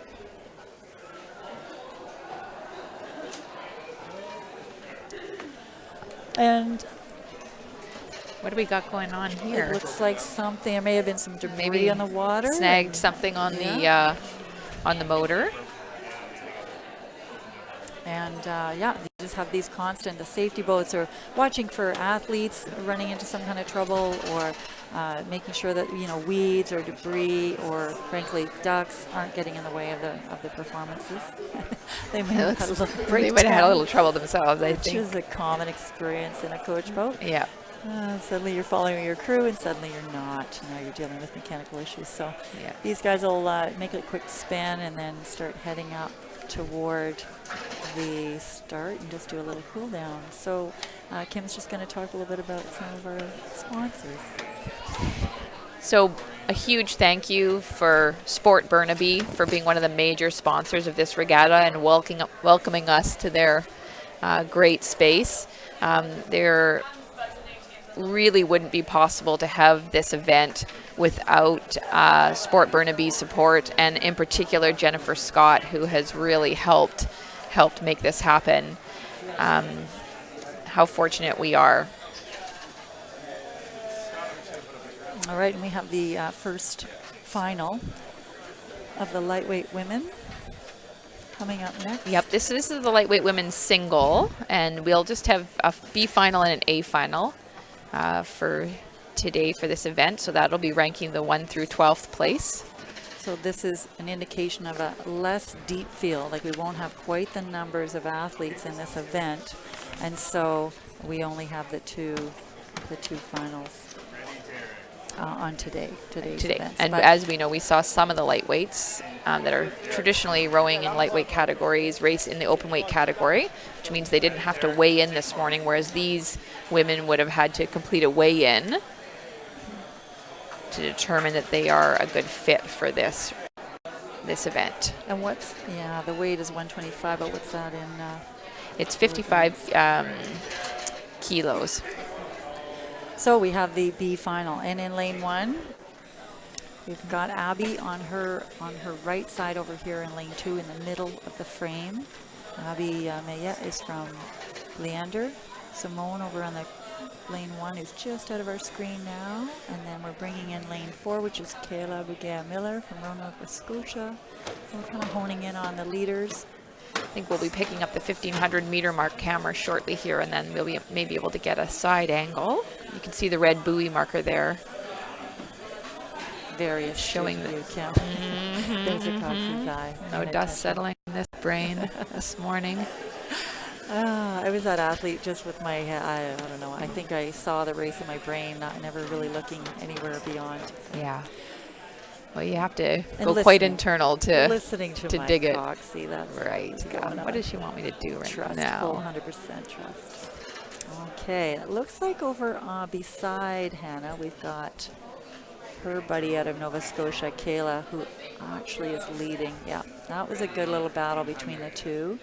That's lane 4. 4 is Kayla. Yeah, in the lead, lane 3. And Hannah right with her. Yeah. And then Eden on the far side. We can't forget about Eden because she's right there too, really putting in a good push. Here's the side angle that we've been wanting. Looks wonderful. So we've got Kayla out, Hannah following, still in contact. Anything can happen in the last 60 strokes. And then Eden.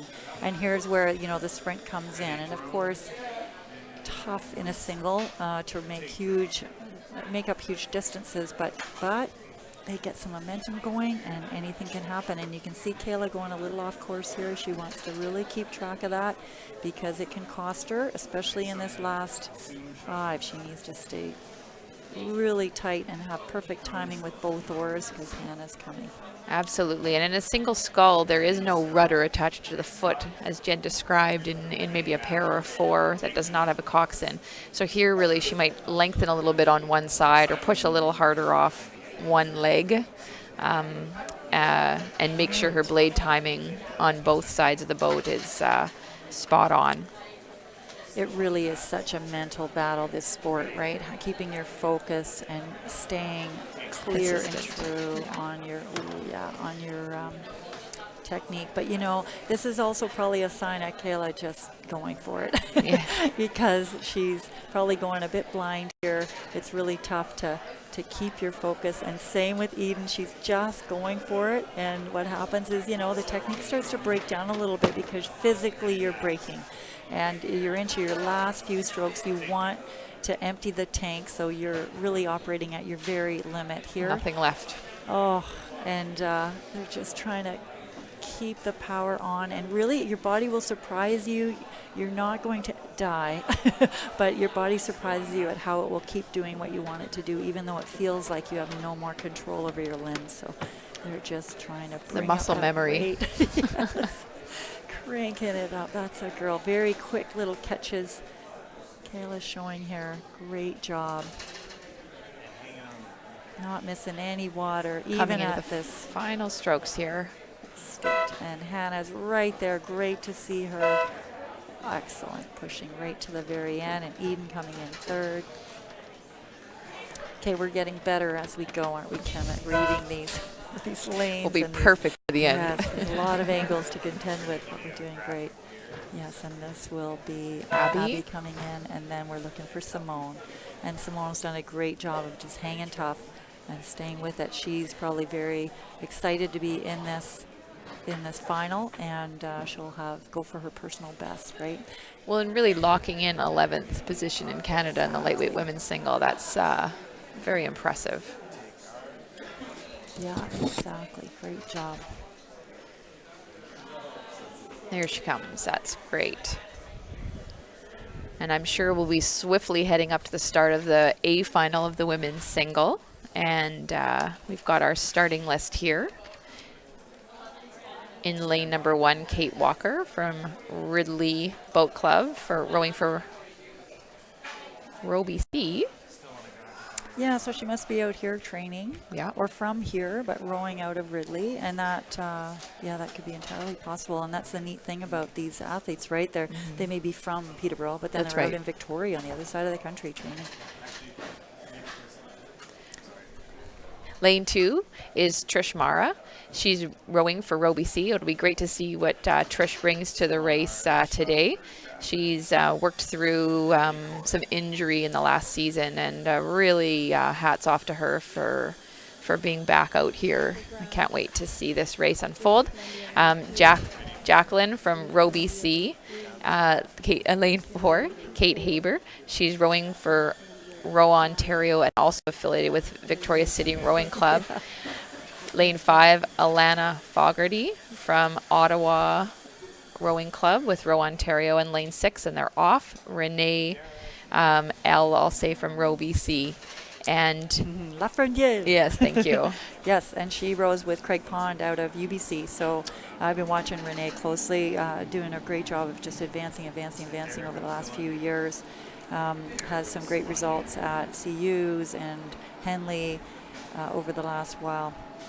And so all of these women, of course, lightweights. And Here they great are. start. Nice straight side across. angle. Good to see Trish Very out nice. there. Tight race. And we're going to move down to the dock for a little interview with Carole Purser and Jason Durant. Thanks, Jenny. We are here on the dock with Carole Purser, the president of Rowing Canada. And Carole, both you and I were at the event last night, the induction of the crews, and one of the crews was the women from the 1976 Olympics in Montreal. I'm just curious your reflections and thoughts on that event. Oh, it was our pleasure to meet with all of those wonderful women. At the time, I don't think they really realized the impact they were going to have on rowing for women in the future.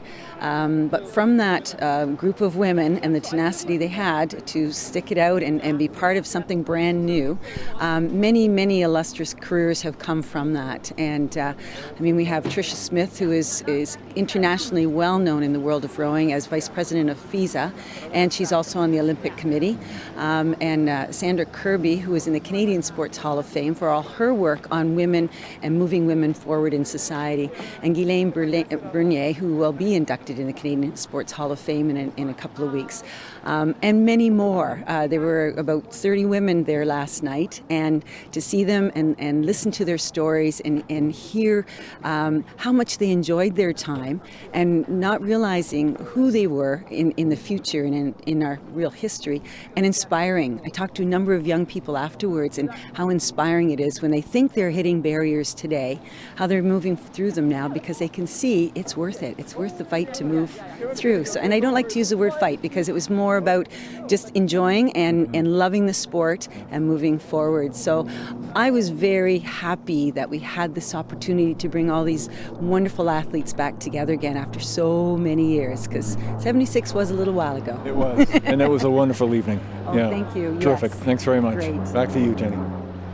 Thank you, Jason. We're just buzzing because we're watching this amazing race, and of course all these women are the same weight, right? So it ends up being quite an exciting race at any lightweight race. It's always going to be the most fabulous racing you're watching at the world level. And so we're seeing Trish jump out. Very proud of Trish Mara for taking the lead here. We've got and then 4 women right across, but we've got Katie Walker, who's very close in lane 1. This is exciting.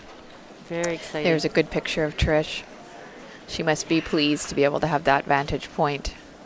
And I had the pleasure and privilege of sitting in on one of their training sessions. Trish, Jackie, Kate, a number of athletes that were getting ready for the Pan Ams and for the U23s.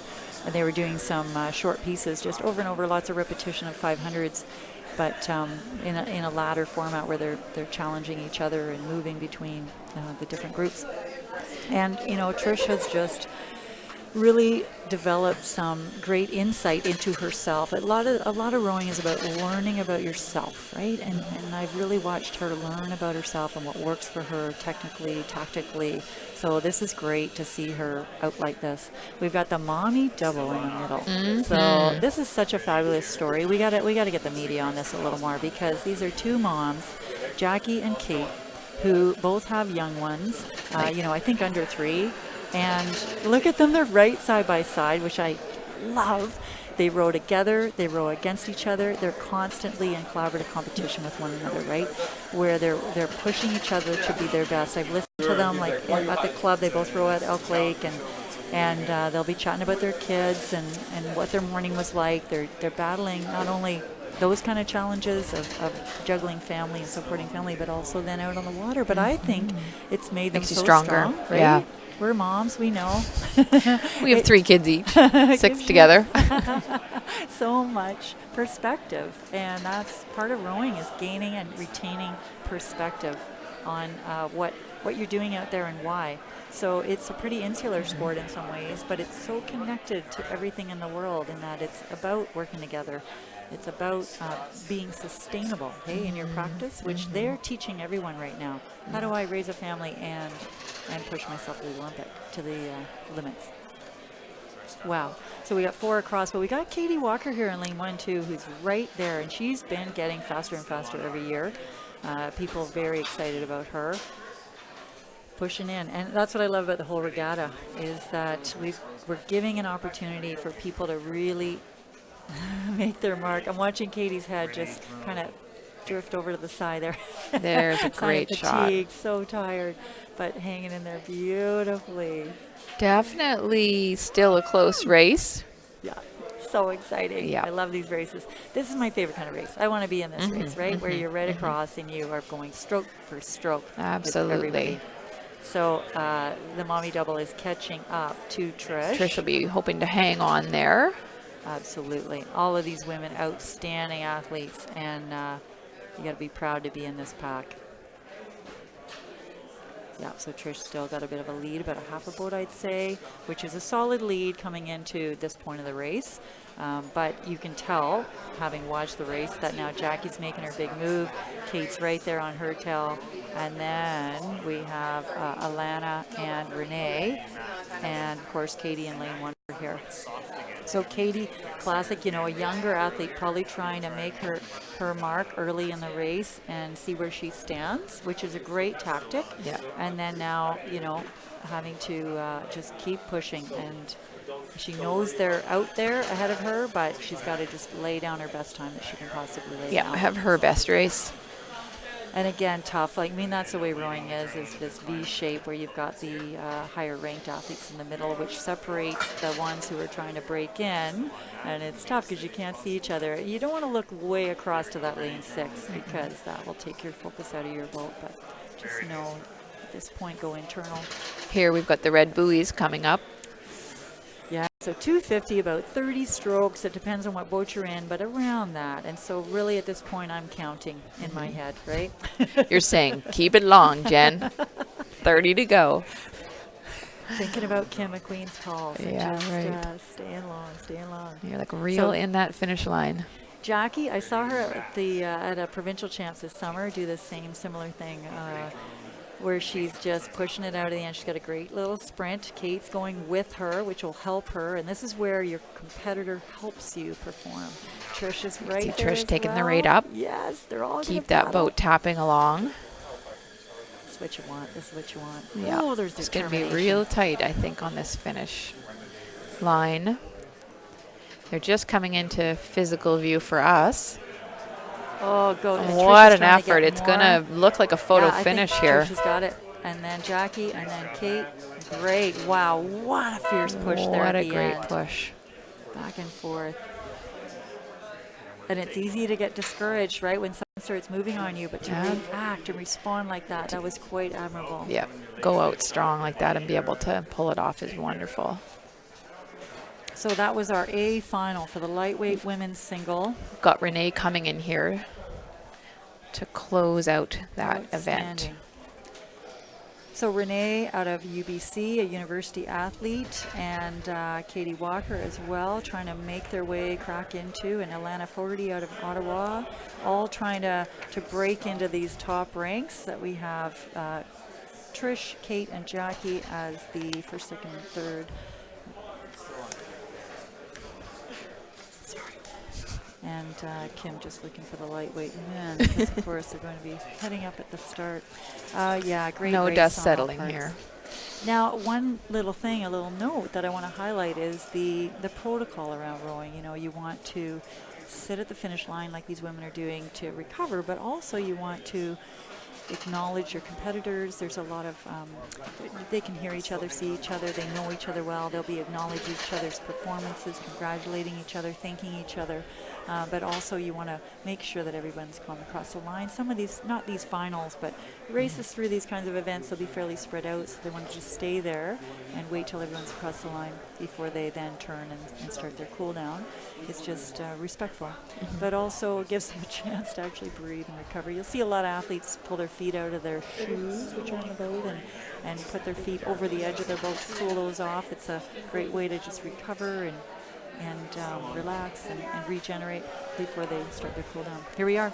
So here we have the C final of the lightweight men's single, and I bet the horn is just about to go off here.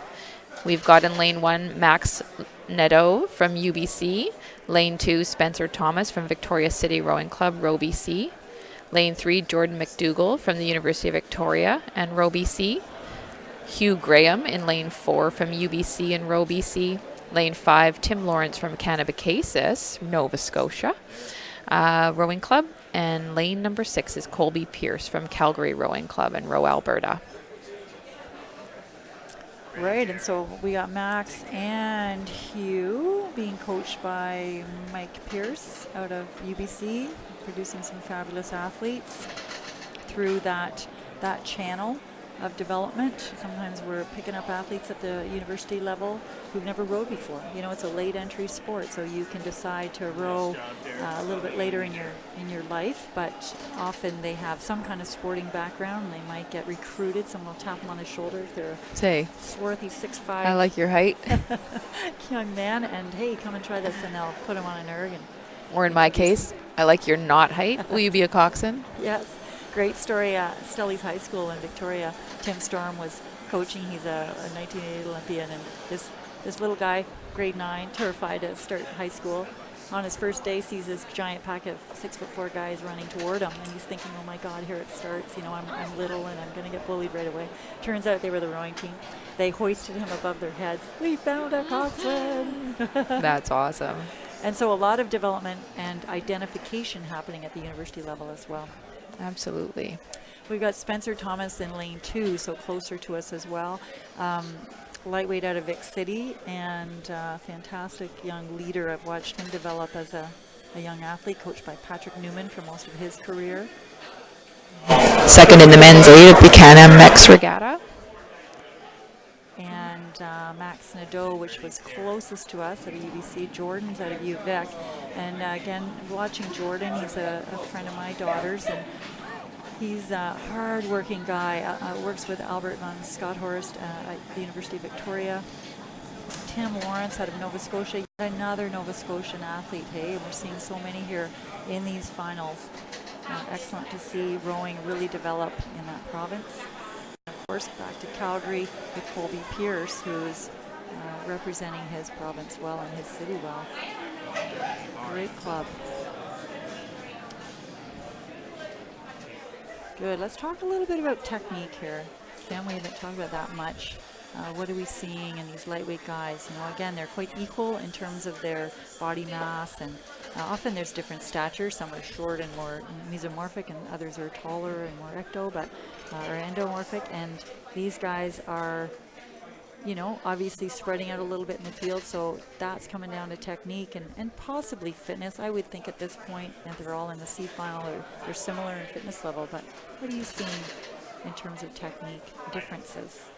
Well, that is a great question, Jen. Here I am taking a gander. I think what the kinds of things I look for are, one would be stroke length, so how much the athlete might rock their body. If they finish pulling, then they rock their body forward to set their catch angle and come up the slide on what's called the recovery to place the blades back in the water. So the more kind of body swing back and forth, I would call that a longer stroke, versus an athlete that might sit a little bit more upright and not swing the torso so much. It's hard to have a comparison in this shot, but I like the rhythm we're seeing here. Yeah, rhythm is so crucial. Yeah. The rhythm can actually carry you along. You can see, maybe lane 5 here, a little bit more of an upright posture. And not that one way is a right or a wrong way. It's just probably a lifelong debate of what moves the boat best and coaching style. Mm-hmm. Also, you can see with this lane 1, which is Max Nadeau, really he moves the hands swiftly around his body to kind of get them in and out at the end of the stroke there. Yes, a favorite technique of mine. Yes, and mine too. Yeah. Some styles of rowing might do more of a pause before they make the movement versus a fluid in and out. Good look. And so, who have we got in the lead over here? 1, 2, 3. Maybe Hugh from UBC. Yeah, and you talk about rhythm, the body angle. There's so many things to be thinking about. I've been polling coaches on this. I'm very interested in the general trend in Canada, what we're focusing on, and I keep hearing this idea of just getting to know the athlete. What's going to maximize their speed. Now, easier to do in a single because you're only working with the one individual, and of course in a crew you need to find some kind of blend. So there has to be a unifying rhythm or power application, but you also need to really honor the athlete, that individual athlete. You could see with Kai Langerfeld rowing, I'm noticing his knees were way up high. He's got such long legs, right? Mm-hmm. So how do we rig for a guy like that? How do we technically coach a guy that's got longer legs proportionally than his body? Okay, so we've got Hugh, lane 3. We've got Jordan from UVic. 4, we got 5 and 6 over there is Tim and Colby. And this is lane 2, which is Spencer. He's a junior, so some of these juniors are really breaking into these upper finals. It's fabulous to see, and Spencer's a hard-working young man. Lots to be proud of in this field. Yeah. You mentioned the rig, and if you're new to the sport, the coach and the athlete can decide how long they want the length from the end of the handle to where the blade is held in an oar lock, and that will also determine kind of the arc or the length of the pull through the water. Where to set the feet. So these fellas have their feet into running shoes that are attached to the boat. So where to set them to allow kind of a maximum pull through. We're into the red buoys here, and you see the fatigue, and it's showing up in terms of course where people start to close their eyes or go very internal, and you could see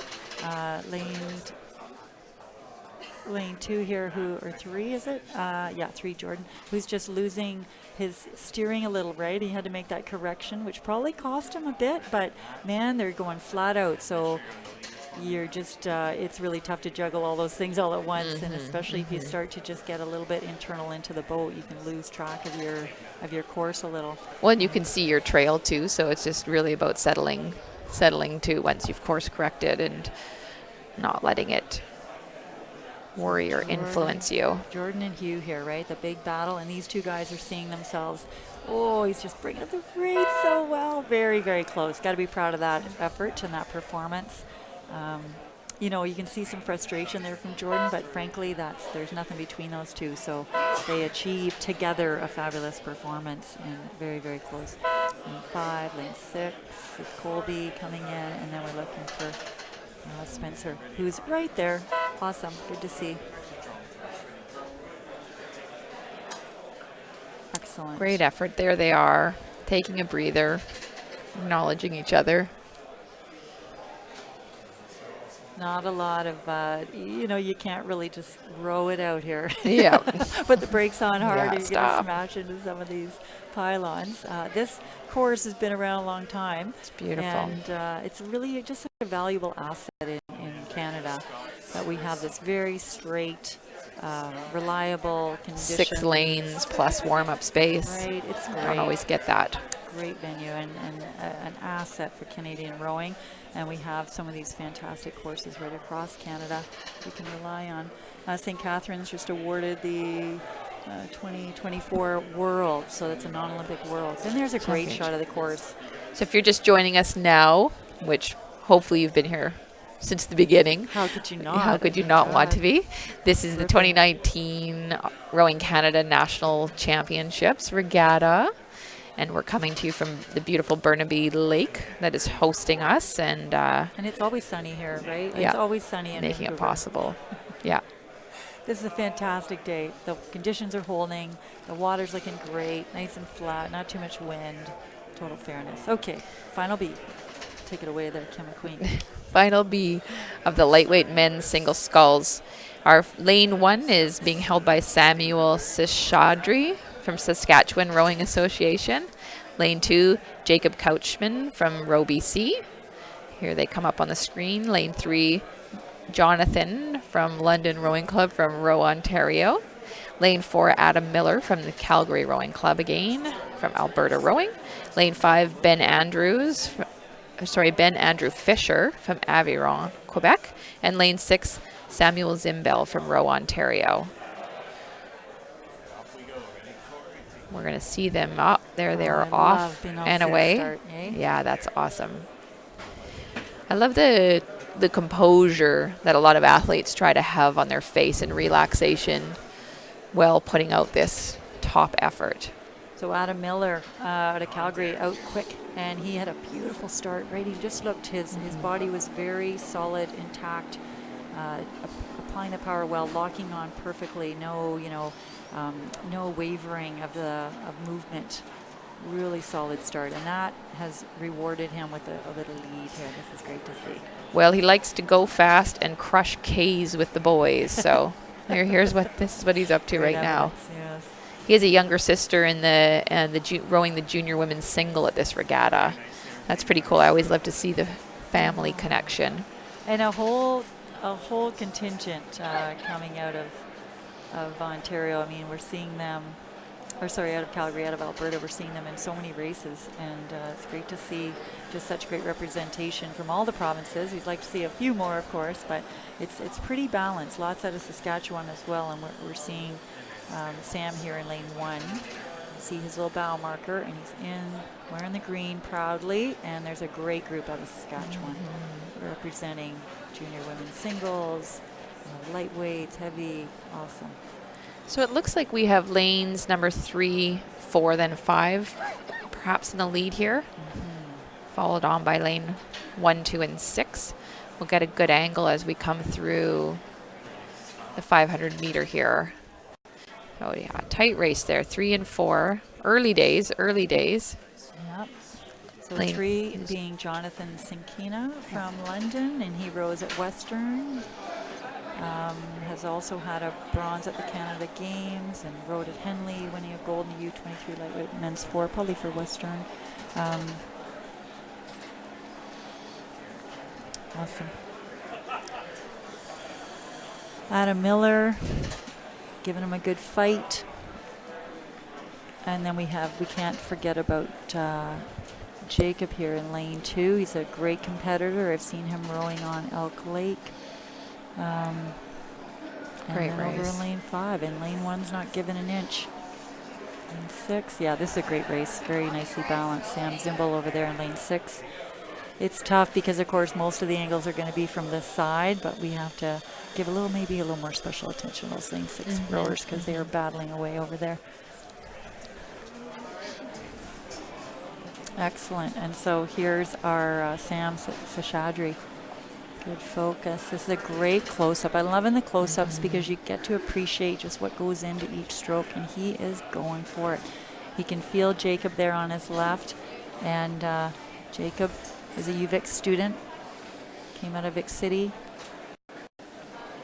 He's looking over a little too much for my liking. We'd have to have a little chat with him after. Gotta keep your eyes on the boat. There's the coach coming out in you. And competitor. One thing about when you do look out is it does have the potential for destabilizing the boat from a balance perspective a little bit.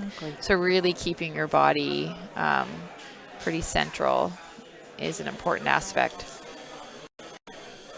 Yeah, and I was reading off, achievements incorrectly here. We've got Adam Miller, who's had those achievements at the Canada Games and at Henley, and he rows with UVic right now out of Calgary, though, as a hometown. And then we've got Jonathan, who's won some banners with Western. He's out of London and rowing with Western University. Again, a lot of the same comments, from all of these athletes talking about a blend of competition and friendship, a blend of competition and fulfillment, going fast, but being with your friends, your cushion Ks with the boys. I mean, some really beautiful comments here, appreciating all aspects of the sport. Okay, so Jacob in lane 2 there, and we've got John London in lane 3 in the red, representing Row Ontario.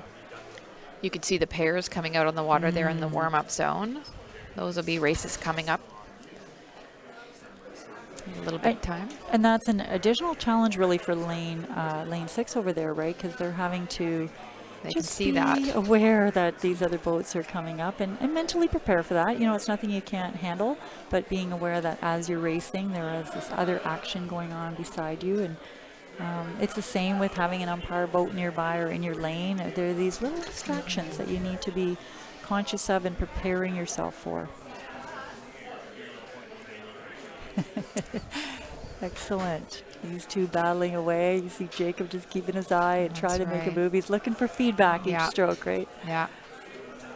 Yeah, that's right. Every time he takes a stroke, he wants to see that he's making a move, right? Yes. Good. This is a great view where you can still see it's quite a close race, quite balanced. Everyone's really in it with maybe 5 to 10 meters between. Yeah, lane 3 looks like they are out in the lead. Jonathan, we got lane 4, Adam and Jacob on either side who are giving them a good push. And this is kind of what you expect these lanes to be the leaders. But we've got 5 and 6 over there battling as well. And that will be Ben and Sam. And then, of course, we can't lose sight of Sam on this side as well. Sam Zimble over in lane 6, Sam Seshadri here in lane 1. And they're all quite close, coming into the last 250 here.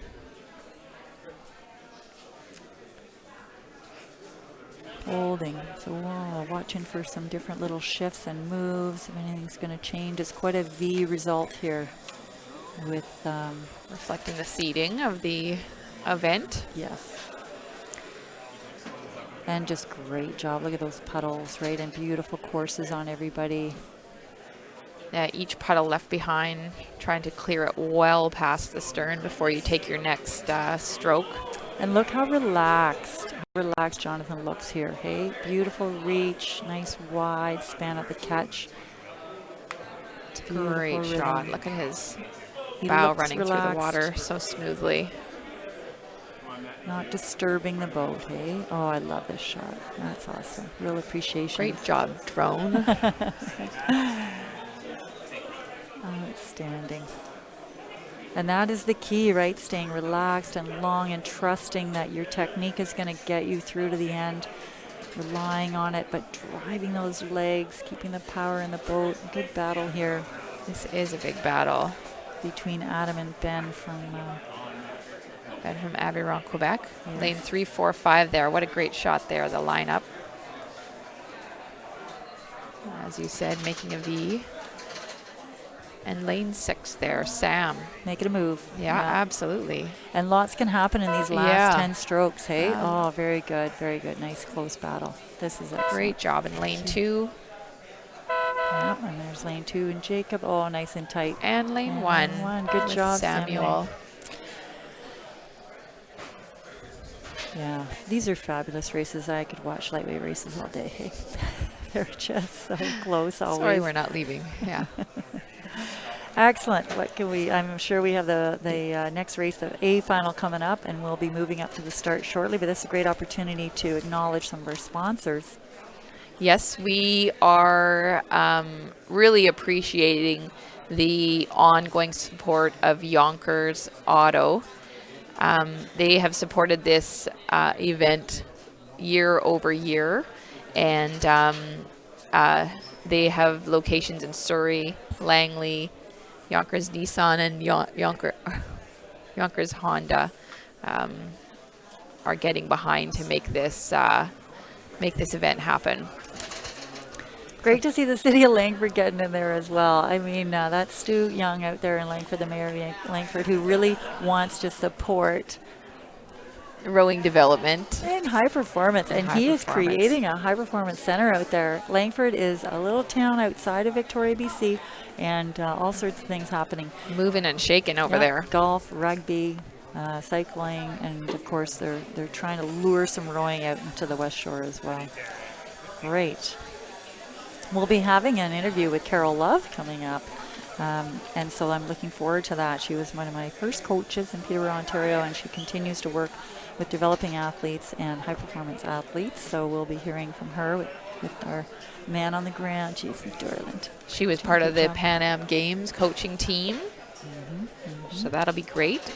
So here we are at the start line. A final. The A final, and looks okay, in like lane they're one. ready to go, lining up at the start, getting Ivan, ready for the starting horn. Okay, Ivan Ribkin in lane one. He's at UBC. Got Erin and Max Latimer, brothers in arms here, who are going to be battling it out in lane 2 and 3. Awesome. Lane 4, Josh King, longstanding representative of Canada as a lightweight men's rower out of Ottawa Rowing Club, representing Rowing Ontario. Alex Bernst out of Ottawa as well. And Boucherville, and Christopher Rusin, who rows with UVic. So that would be with University of Victoria Rowing Club with Albert von Schuthorst.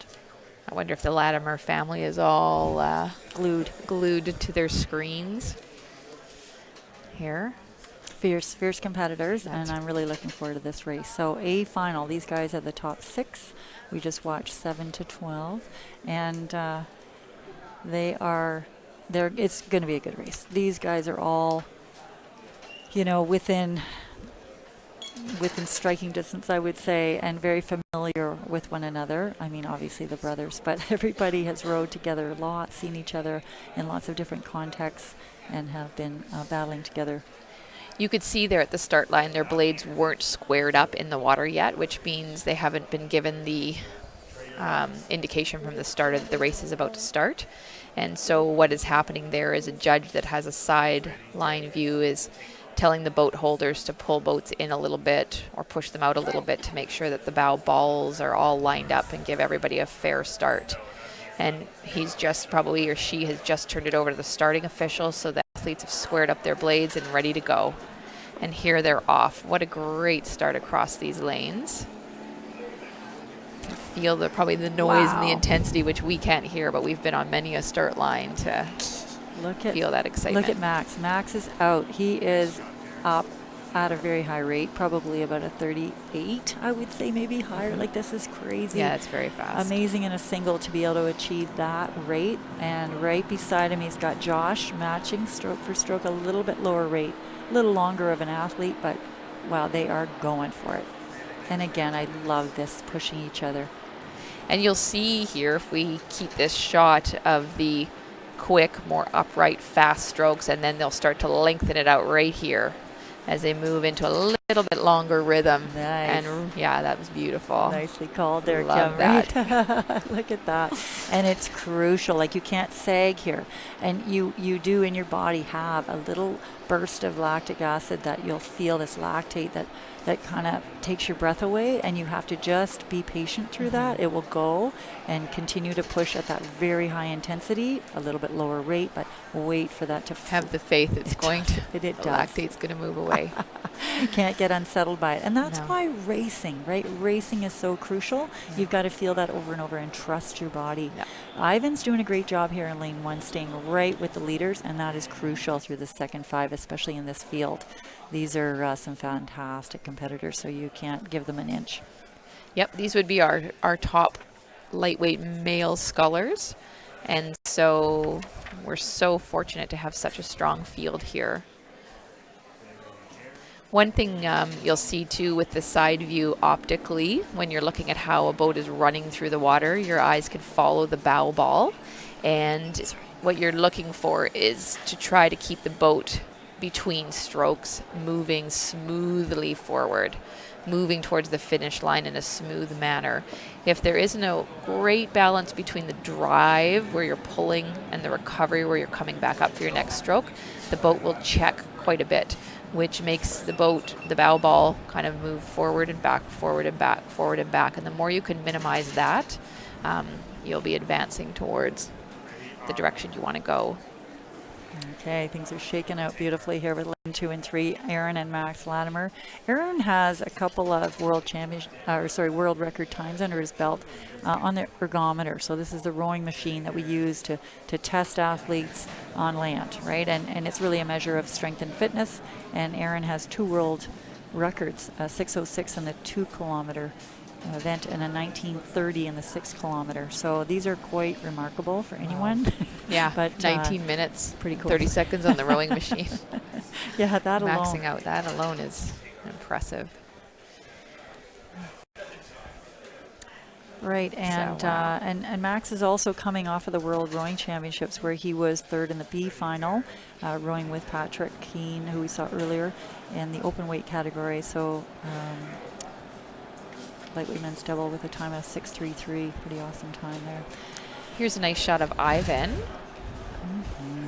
What a nice rhythm he has.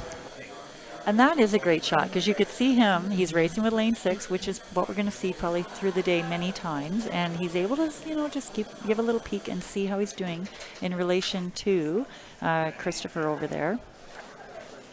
And so it looks going through the 1,000-meter mark that we had lane 2 with Erin.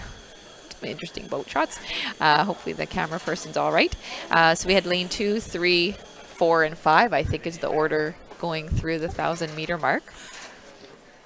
So Erin, followed by Max, followed by Joshua and Alex. So apologies if I have that wrong, but that is what my eye caught.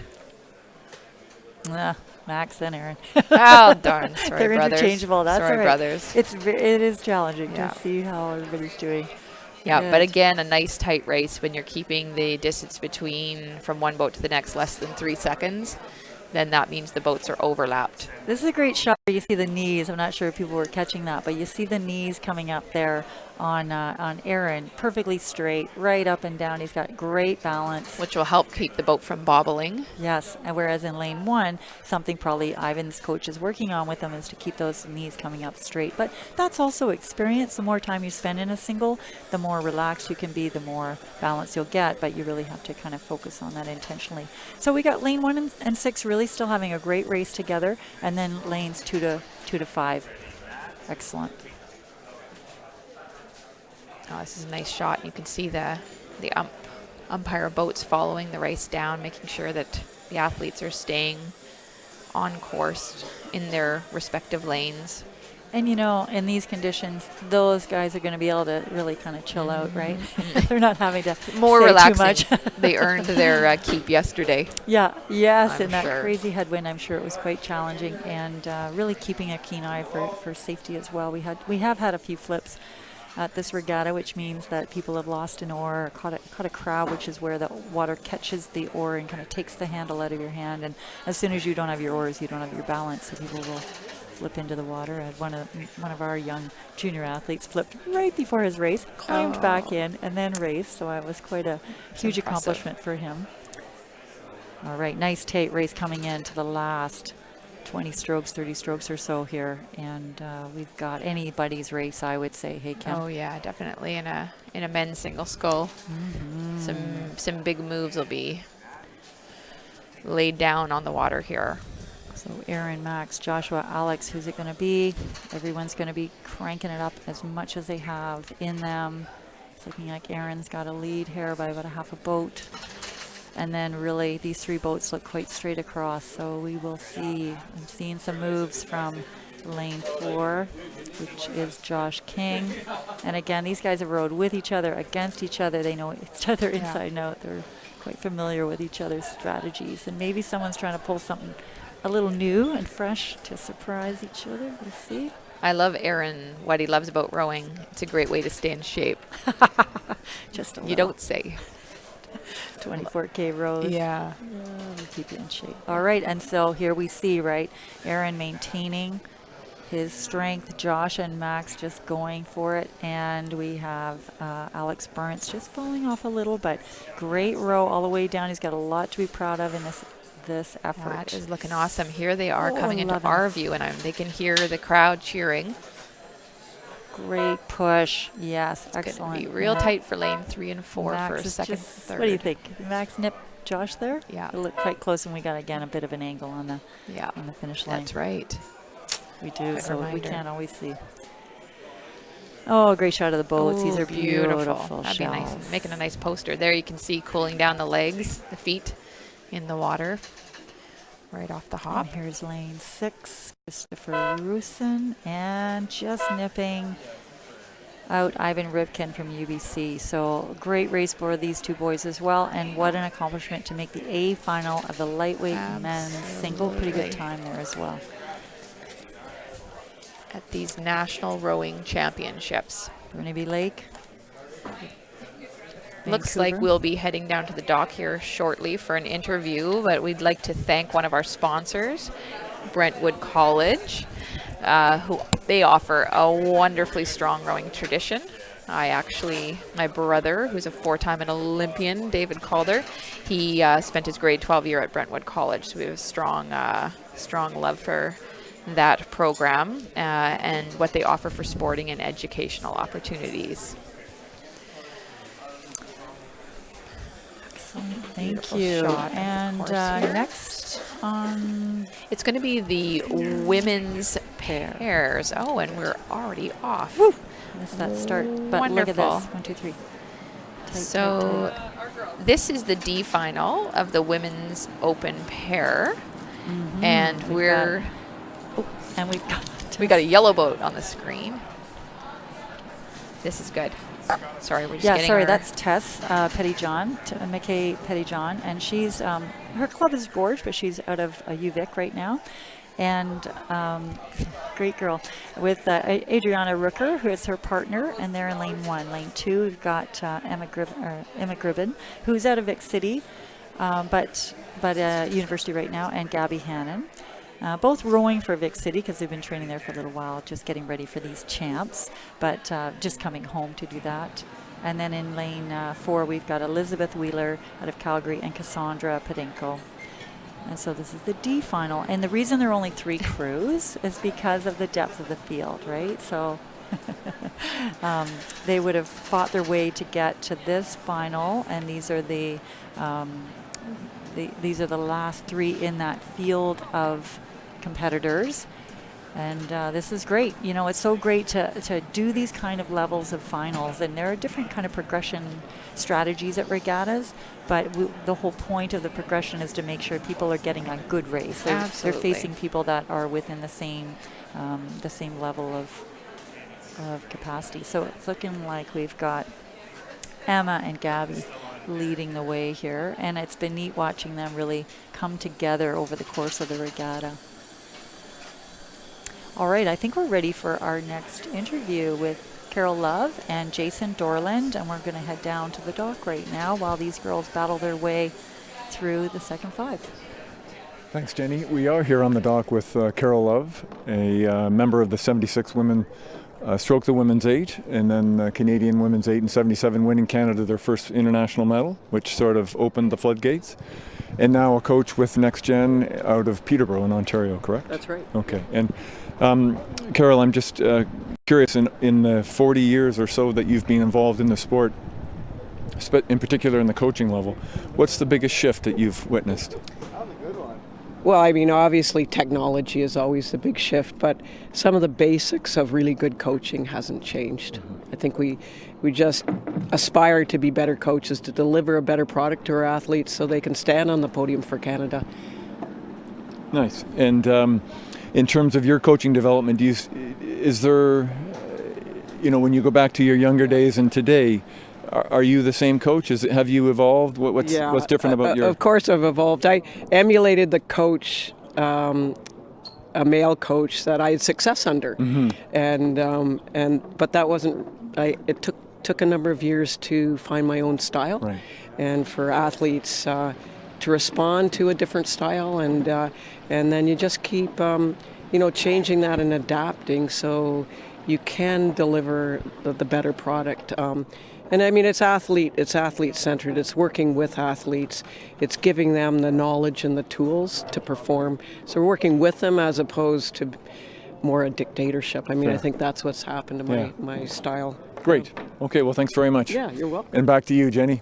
Thanks, Jason.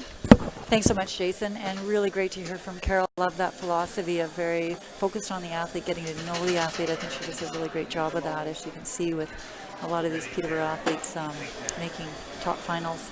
This is turning into a nice race, and so we didn't talk much about the switch in the boat, right? Right, And I we was just moved from thinking a that. single, which is a sculling boat, 2 oars, and of course there are doubles with 2 people in a boat, and also quads at the sculling style, and then now we've arrived in sweep boats with a pair. So this is one way to rank the sweep rowers. It would be, this is the smallest boat that you can do in a sweep event, which is the women's pair, not to be confused with the women's double, which would be a 2-person sculling boat. And so we've got a bow rower who typically rows a starboard side oar, and a stroke rower in the stern who typically rows port, but sometimes the coach will change it up. And these athletes are steering their boats by a foot rudder. So usually I think the stroke person would have a rudder rope attached to their foot. So if they need to make an adjustment, the bow person will tell them, and they'll make a little tweak of how their foot is oriented, which will start to turn the boat a little bit. It's quite a coordinated effort. It is, and in a small boat like this, where it's just the 2 people, you want to focus on your timing to make sure you're going straight. And right now, I would recommend that Tess and Adriana just tweak that a little bit. Yeah, and it happens because you start getting tired, or you have a little bit of a bubble, and then your timing's slightly off, which will affect the direction of the boat. So Absolutely. You can correct it with your foot, which would be the smart thing to do in some ways, because you're not having to exert or shift your power application. You keep the same and just work on timing. Yeah. But man, it's just a lot to juggle for these young athletes. These are younger university level athletes who are learning how to row the pair. They may not have rowed a ton in the pair leading up to this. Mostly we start with sculling when they're young, so that they develop the Body balance, equally. musculature, and structurally they want to keep them safe. But now they're moving into the sweep, and it's been neat. Again, I've been able to watch a lot of these girls develop their sweep skills and their pair skills. So the pair is much more delicate and nuanced. You really have to be working together, almost kind of pressing against each other in order to achieve good balance and good timing. And there's a lot of coordination there, but it's very subtle. It's a beautiful boat when you get it right. Yeah. And these girls are getting it right. They look beautiful. Good job. So a pretty good race. Sometimes it can be hard with just 3, especially if it starts to get spread out. But really, second can feel in here first, and third can feel in here second. So there's lots to motivate them through this race. The umpire boat there is moving up into the middle, and you really want to stay within that pack so that you don't end up benefiting from their wake or their wash, right? Because they have to stay quite close in order to make sure that something does go awry, that they're able to communicate, hey? Yeah. There's a nice shot. Being very respectful. So into the last maybe 15 strokes here. Now we've got the middle Gabby and crew. Hannon taking the lead from Victoria City Rowing Club, Row BC, with looking like in second place.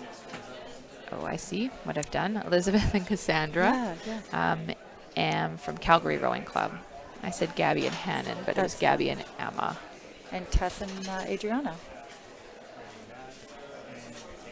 coming up from UVic. And they're all just quite in contact still with one another, doing a great job. Nice long strokes here and keeping it together. Now you see them really having made their move with about probably 20 strokes to go. They're all trying to bring that rate up, and they're all aiming for their best performance here. They're going to get a good read on their time as a pair, and these are pretty good times coming into the finish. Absolutely.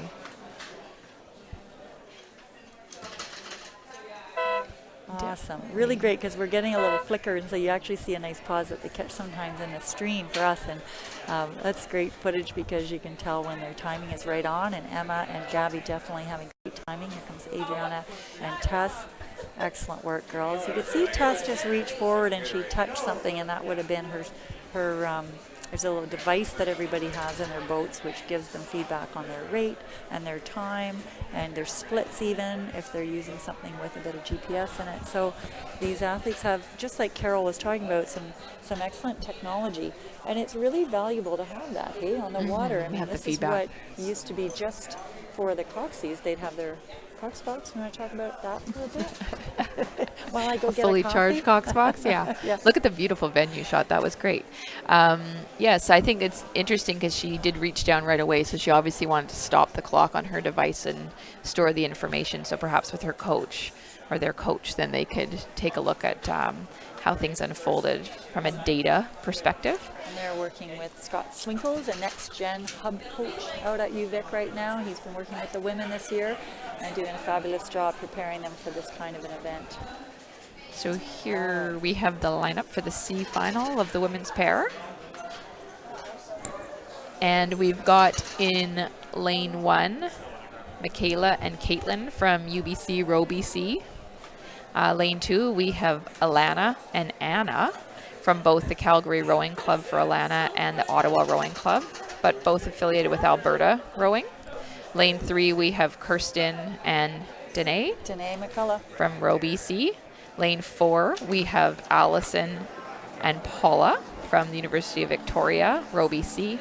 Lane 5, we have Eliza Jane and Margaret from the University of Victoria and Row Ontario. And lane 6, we have Gabby and Deanna from Alberta Rowing. These guys are off to a great start. These ladies, I should say. All right, so lane 1, Michaela and Caitlin. So they'll be rowing with Craig Pond at UBC, and they're holding their own over here in lane 1, doing a great job, and they'll want to stay in touch as long as possible with those middle lanes. In lane 2, Alana, I've watched Alana train quite a bit. She's rowed out at Elk Lake lots with Isolde Penny, and she's a lightweight, so competing in an open weight event with her buddy Anna Curry out of Ottawa. So they would have, found each other, decided to enter this event, and found somewhere to train together. They're both representing Alberta, but coming from different clubs. This again just emphasizes how collaborative this community is, right? They're finding each other, working together, and forming partnerships to support each other in their goals. Beautiful. And we call that a composite crew, and they're coming from 2 different provinces to come together. And we got Kirsten and Danae, and again, I've been watching these girls as they've grown up. Kirsten, for her size, has got an amazing ergometer score, rowing score, and has represented Canada at U21. Danae is a little younger and has come through the club out there at Elk Lake and through the high school program, which is a fabulous program up there, and fabulous junior program. Danae is, again, shorter on stature, but so powerful, amazingly fit, hardworking girl. So it's great to see these two in the C final. They're honoring their former coach, Rick Crawley. He's no longer at the University of Victoria, but I love that they've got him down as their coach because maybe he's listening somewhere. Yeah, he definitely influenced Kirsten as she's been rowing with the university for a few years now.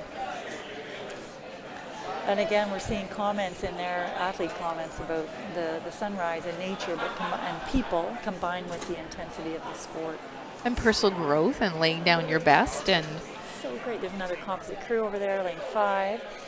Paula Cameron and Eliza and Margaret. They're both out of UVic as well, and representing different provinces, but I know they both train together at UVic.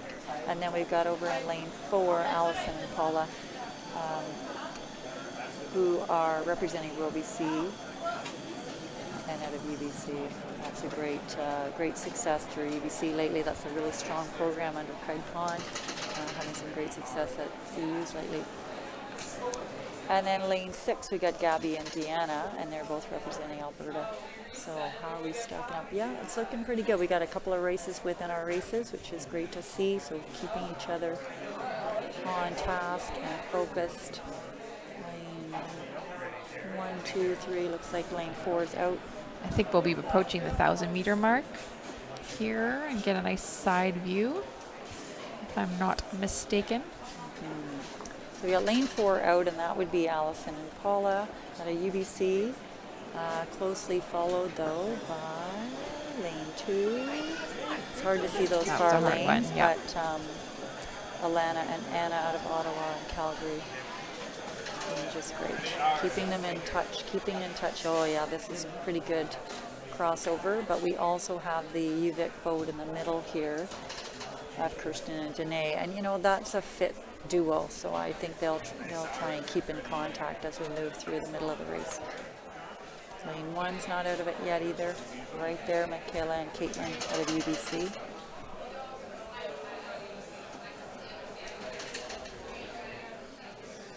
And then on the far side, probably a little less experienced, I know, pair, but learning and growing. I was chatting with Eliza yesterday about it, and she said, yeah, it's great experience, and I feel myself getting better with every race.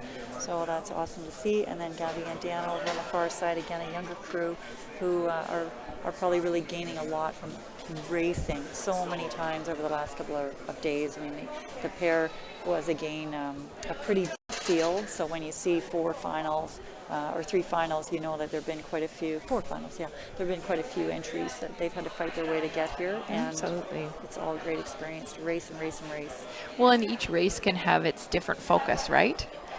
So I think it's easy to want to focus on the people who are going to try to win the race, so to speak, or the top few positions, but also sometimes it's just about, let's try to work together as a pair better. Yes. Let's try to make our moves better, or let's try to be stronger in the third 500 than last time, or get off to a better start, or get out in front. So there's lots of aspects that can happen in a race. So excellent. So yeah, I love that concept, that idea. Totally love that idea of just the competition isn't always about winning a medal at all. It's really about a win as you define it. So it could be going your fastest time. It could be about making those moves and executing those moves the way you want to. Technically, you can have so many goals within the race, and competition is always about how you define that win. I loved it when the gold medal standard came in, because it was a standard, it wasn't a gold medal. And I loved actually that we called it the gold medal standard, because it reminded you that a gold medal is just a symbol of something else. It isn't the thing you're actually striving for. And to win with integrity, not always just try to beat someone. This is a nice angle. Nice race. It looks like lane 4 here is in the lead, Allison and Paula. And then lane 2, which is Alana and Anna. That'd be fun to coach. Hard. Come on, right? Alana and Anna. Or Cox. Coxed pair. Yes, and Kirsten and Danae hanging tight. And I think Kirsten and Danae are making a big move here. Right? They're really going for it and trying to establish themselves there. Good to see Eliza and Maggie putting a good move on there too, and trying to push away from lane 6. And here they are into the red buoys. That's always, we keep focusing on that. Such an exciting part of the race. And we can really see the boat run of this pair from UBC. That's what's making them win, right? That's what's making them go a little faster than everybody else. They're really, they're straight, their timing's great. These girls have been together for a while. I know, I've been watching them over the years, and you can see that showing up. One thing about those buoy lines is that each buoy has a line into the water down to anchor it. So you definitely want to stay away from the buoys there so you don't hook an oar and lose a stroke. I was getting a little nervous for one of the lanes there. And here come Danae and Kirsten. Great job. Lane 4, lane 3, lane 2. Alana and Anna. So yeah, as I was thinking, Kirsten and Danae might move through there, and they did. It was great performance for them. Here's lane 1. Kayla and Caitlin. UBC. And then Probably. Gabrielle and Deanna. Oh, I see. No, I said that wrong. No, that's okay. That's Eliza and Margaret. Maggie. And then our final lane 6 with Gabby and Deanna. Yeah. Apologies there. No, it's all good. And off we go. We're Off we moving up. go to the start of the B final of the women's pair. And so now we're getting into some of the women that really anchor our national women's program. And so the B final and the A final will be full of people training at the National Training Center. So this will be a great and intense racing.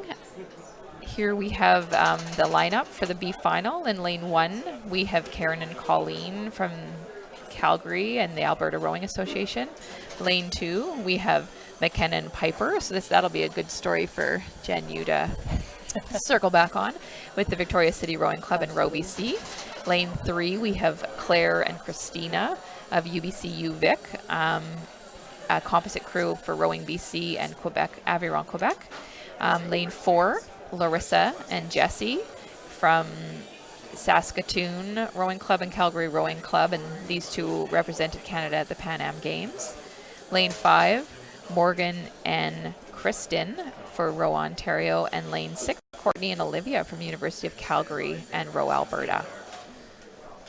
This should be a good race. These girls are all vying. You can right? see Larissa in lane 4 there looking down the lane to see if she needs to line things up a little bit differently. Yeah, that's a stressful situation where in bow, you're kind of responsible for making sure the boat is lined. There's not a lot of wind, so they don't have too much to contend with, but beautiful. I'm sure she just wants to make sure. I'm a real course Nazi around that too. I really want it to be perfect. So I look 1,000 times to make sure we haven't varied, and you can be, again, a centimeter off and it can affect you, so you don't want to lose any ground. Well, especially on those first strokes, right, where you're putting in a ruthless effort. Ruthless, I love it. It is, and that's something we can talk about as they sit ready. They're trying to be relaxed, trying to breathe, right, and stay focused and calm and stay straight. It is looking like they're tapping, so maybe there is a tiny bit of wind breeze up there, but you want to then maximum effort as soon as they call ready row. Now this is McKenna and Piper. Great picture. They're out of UVic. They both wrote UVic, and they had a great time trial. They were 5th in the time trial, and then, as the racing unfolded, they've ended up here in the 7 to 12 rankings. So some of those senior athletes started to overtake them in the following races leading up to the qualification races for this. Now, so here, this is great. Jesse's got and Larissa a bit of a bend in the arm, but they're going full out here to try to maximize how powerful they can move that boat off that line. So McKenna and Piper doing a great job of just leaping out. They're lighter, they're smaller athletes, so they're going to try and capitalize on that. Pick that boat up. Yeah, and they're going to be able to lift the boat a little quicker. This lane's going to want to course correct there. Is that Larissa and yeah, Jessie? It is. You could tell they were a little worried about it. But they're in the buoys for a couple. If they stay calm, they're okay. Couple strokes there. You can see where you don't want to hook a buoy on your... They've corrected a little too much. Right. Yeah, so hopefully they can find their groove. And here's Colleen and Karen. Awesome to see. So you know these girls so well. Maybe talk a bit about these pairs. Well, I have a fortunate experience is that in my past history, I was a rower turned coxswain for University of Victoria and the national team, and then coached at the University of Victoria and for the Canada Games. But now I work as part of the support team in the area of performance nutrition, and so many of these women on the women's program I know very well. So it's great to be able to be here and witness their racing and just what wonderful characters they are off and on the water. Right, outstanding human beings, and I think this is part of the sport, as we're generating these leaders for our communities.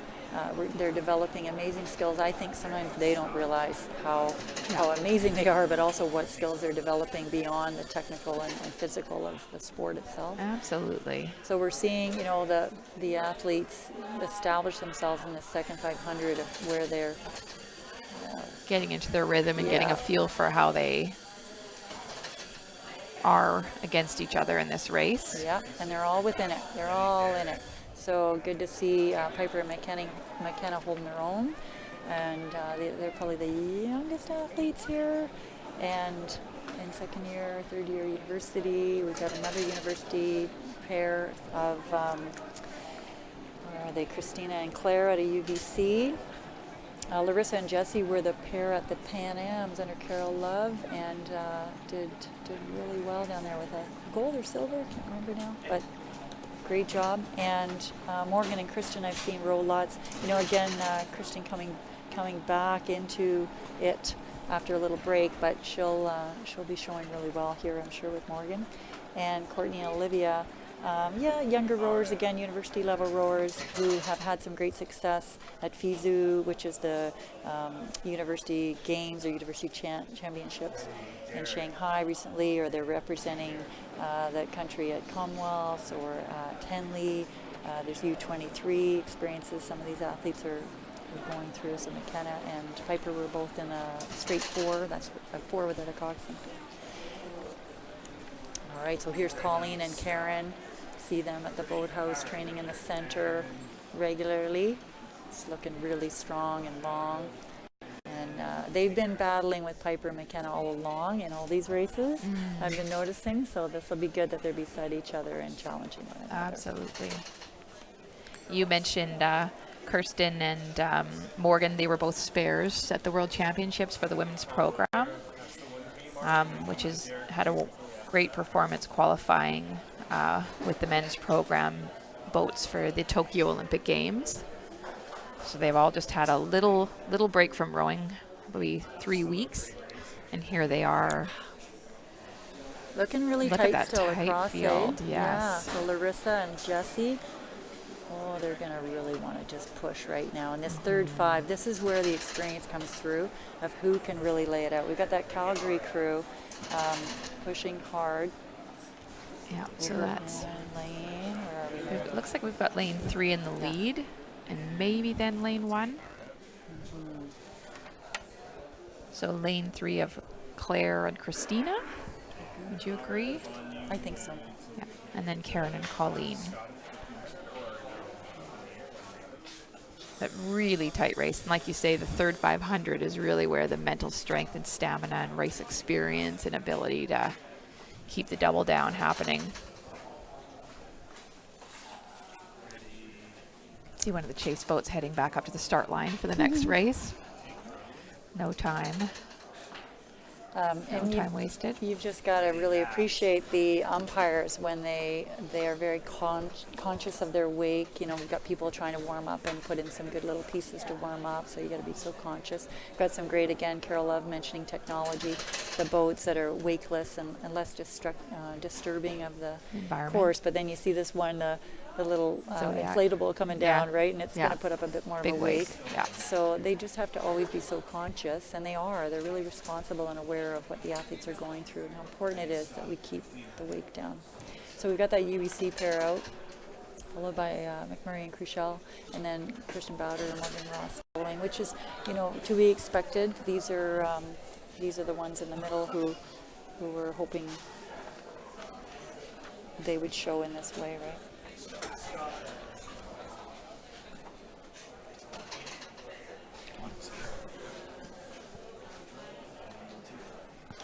I think I had the angles wrong earlier on in the race calling. It's all good.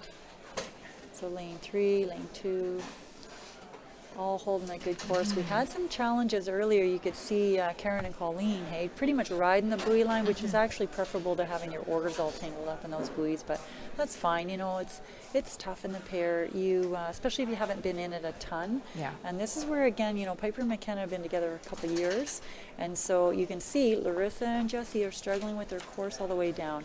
It's maybe they're in a different boat or who knows, but it can be really tough in the pair if you're not in something really familiar.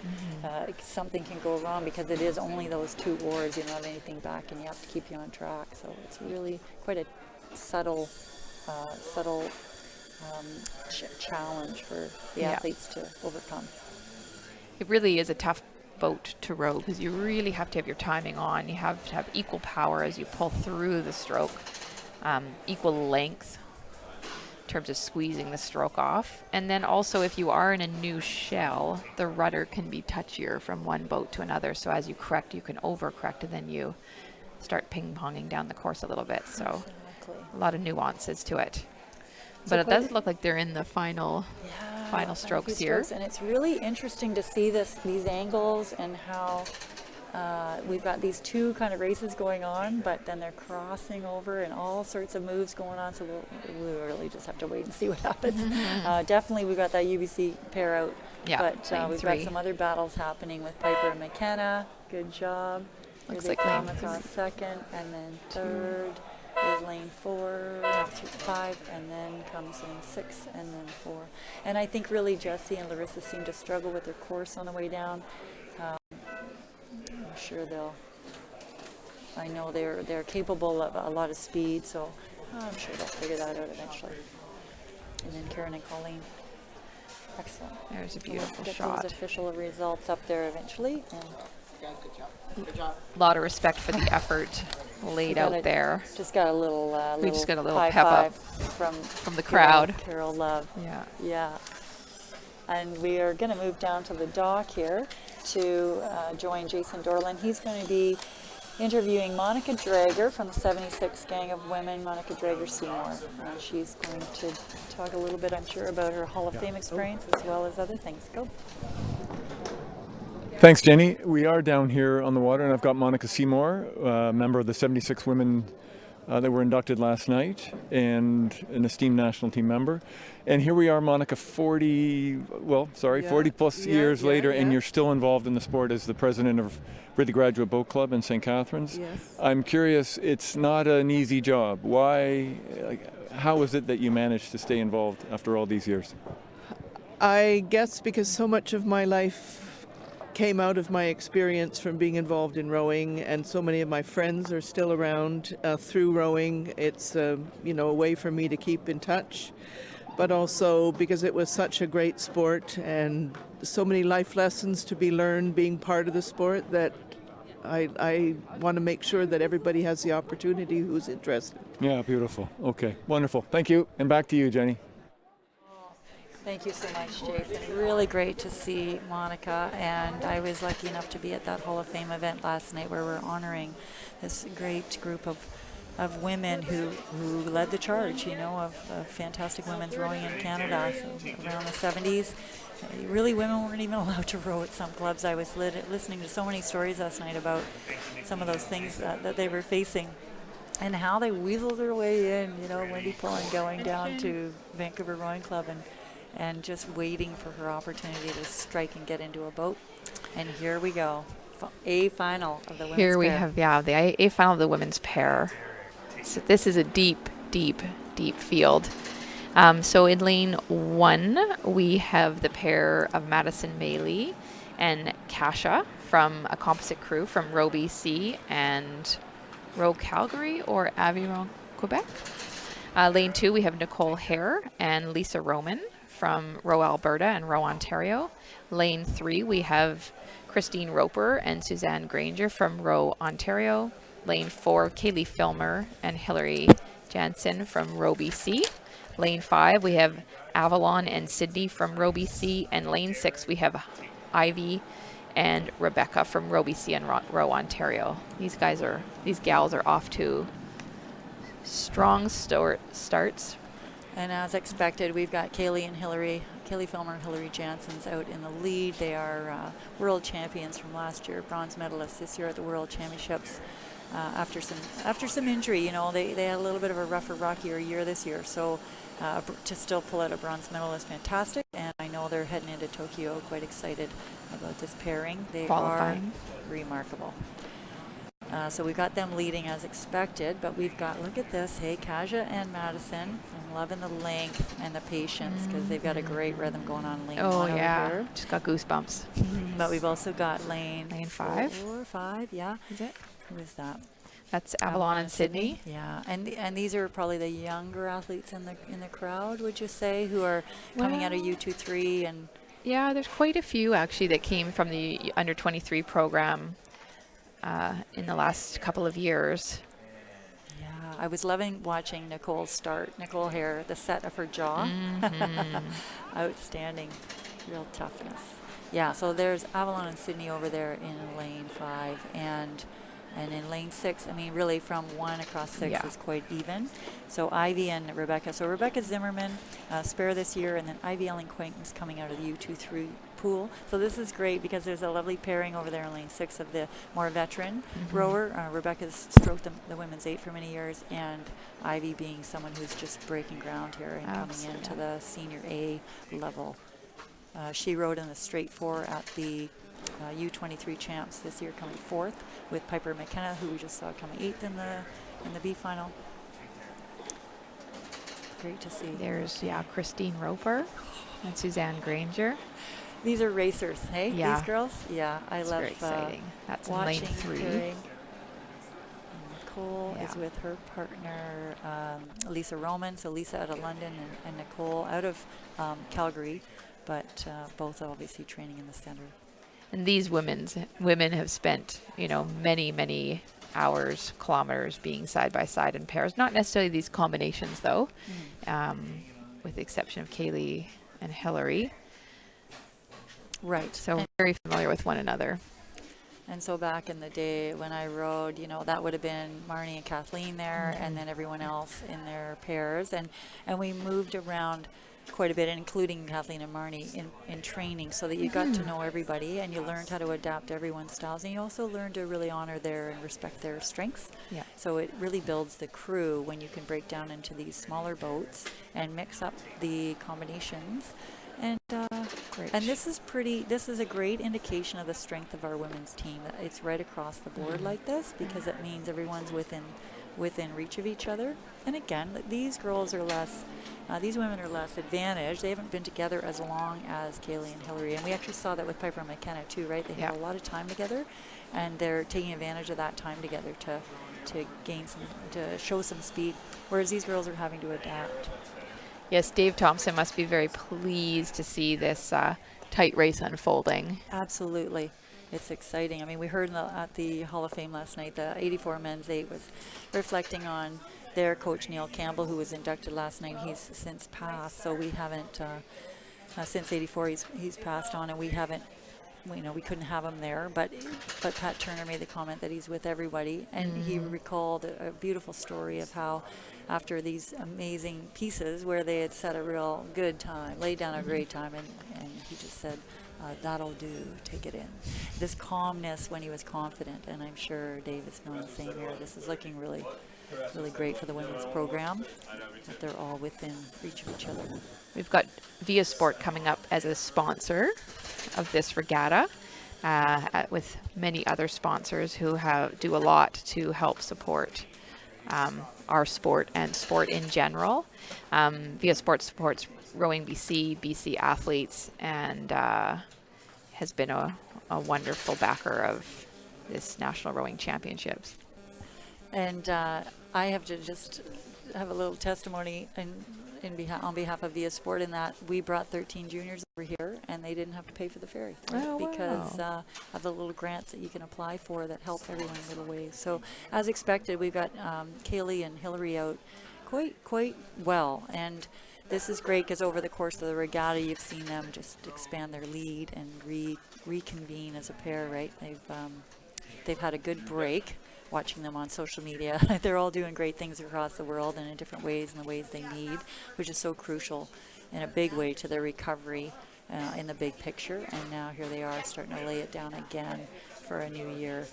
And that is outstanding. And this just is testament to the fact that these are world champions coming down the course. They are the best in the universe compared to the rest of the team here. They're having to form these partnerships. They haven't had as much time together in the pairs, so of course they're going to be a little bit further back. But these are women who've won silver medal, gold medals, done really well at World Cup events. Like, these are real world performers as well. So it says something about the quality of our program here.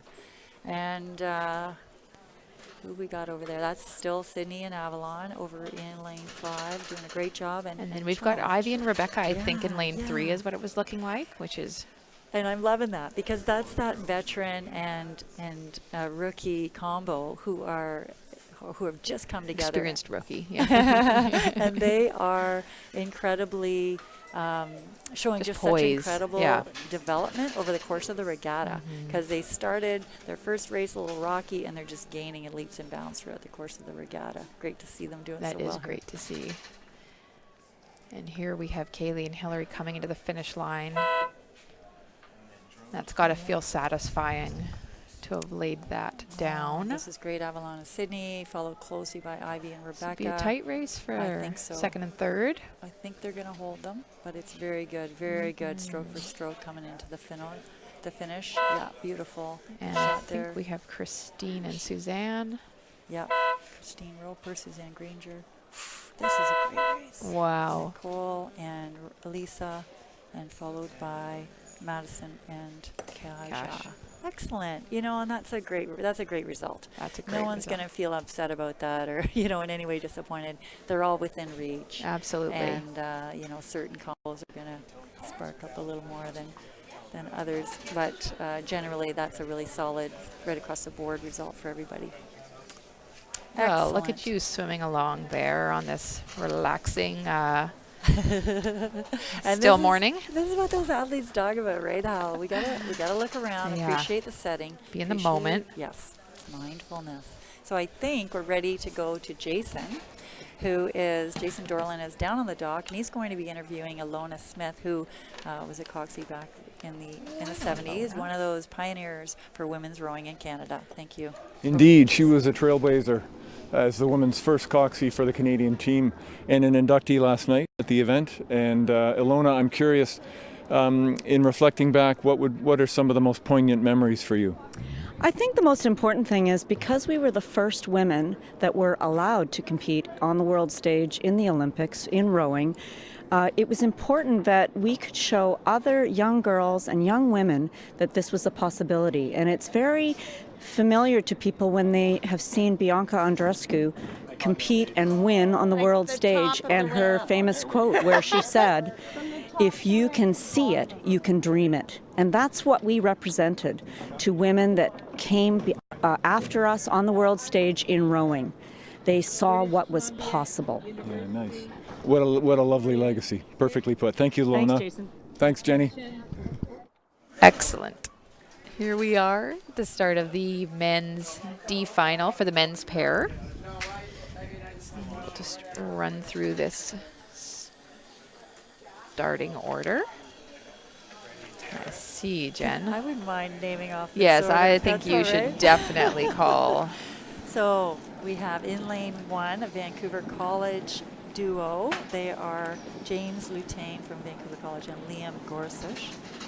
In lane 2, we've got Sam Harris, Matteo Banducci, also from Vancouver. And I've been watching these two pairs throughout all the qualifying races. Great to see two of them reach this D final. Followed by in lane 3, Max Tack and Quinn Torak. I've been watching them as well. They're out of Delta D's and on the mainland here in Vancouver. And Max had a great junior trials in a single, really nice racer. And also I see them, competing at things like schoolboy or CSSRA's, the Canadian Secondary School, out in championships out in St. Catharines. Colin Montgomery and Ty Kilpatrick are out of UVic, and they're in lane 4.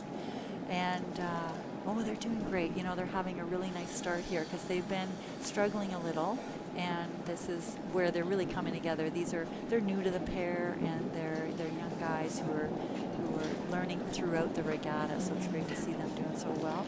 And then we have Kincaid White and Jack Desbrisay, and they're out of Vic City, Victoria Rowing Club in Victoria, BC. We'd like to hear a little bit more about them in a moment. And then they're juniors, so a lot of these guys will be junior level or soon out of junior category because you know, they're trying to again make their mark. They're invited to this, and they don't always have to be representing their province, but they have an opportunity to apply to come as well, or to participate, almost like walk-ons, right, where you can kind of come to the event, not necessarily as someone who's in experience and exposure. And then the final pair would be Joe Madigan and Max Kerr. And yeah, this is a UVic pair out of the University of Victoria who are competing and training under Albert Scudhurst as well. So he's got 2 UVic pairs in this D final, which is great to see. And Ty Kilpatrick is just coming out of the Junior A program at the club as well. So it's really great to see him out there having a great race. So great, you're so familiar with the junior athletes. Yeah, you know, I'm at that club daily. And then, as you were alluding to, there's one pair that I have a particular fondness for, in that it's Kincaid and Jack. They're with the big V's on their back there. That's my son in stroke and his partner Jack. So I just took a group of those kids out to St. Catharines for Henley, and earlier for the St. Catharines high school champs in June. So it's really lovely to watch them grow and develop. And their seasons unfold and year over year. Yeah, and this is unfolding as it should. I think, you know, we've got these 4 have been challenging each other, these 4 crews. And then we've got Ty and his partner who've been pretty much leading the pack. But it's really nice to see Max and Joe over there on the far side.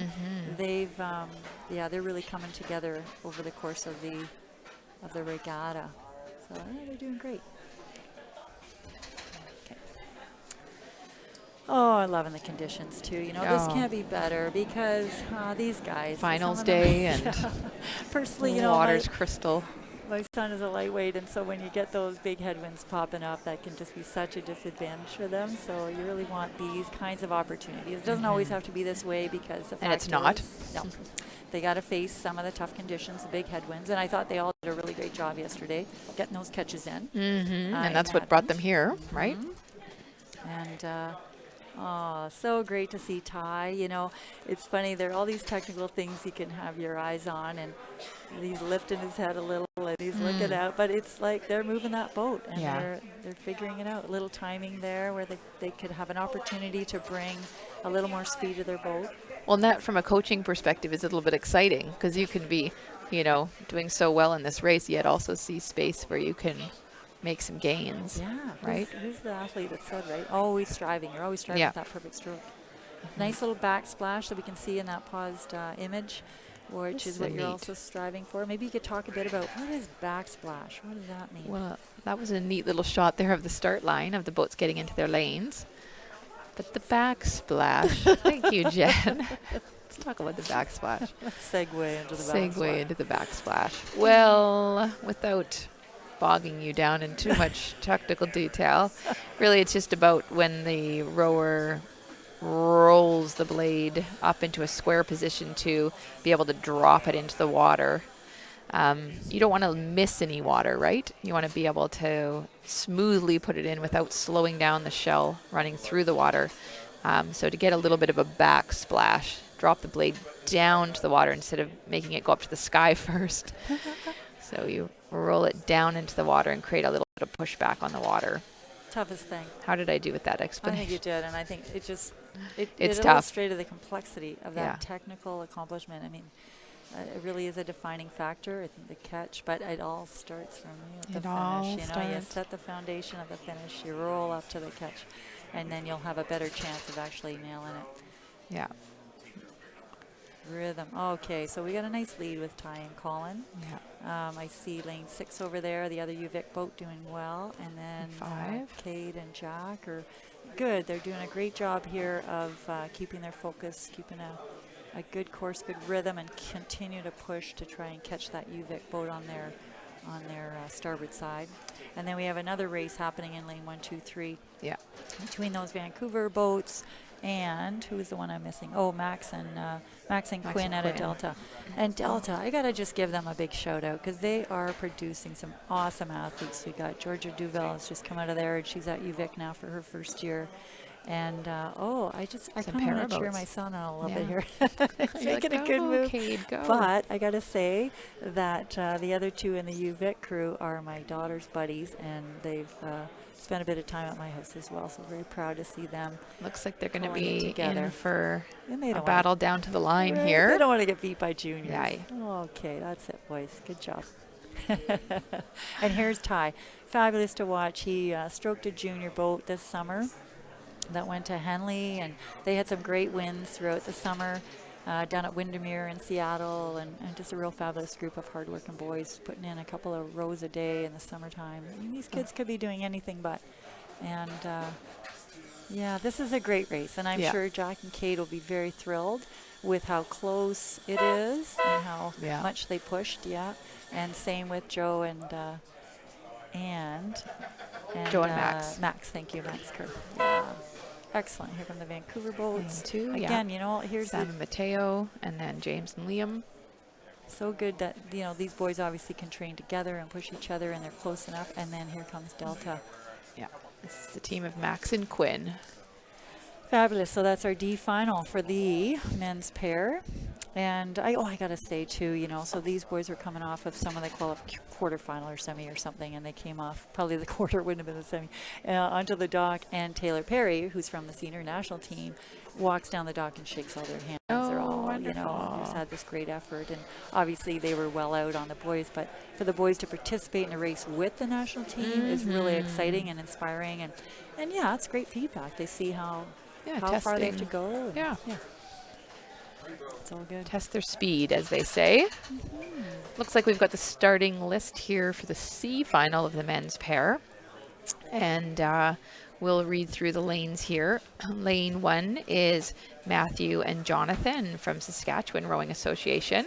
Lane 2, we have Julian and Quinton representing Row BC. Lane 3, Thomas and Ryan, also Row BC. They're off to a start.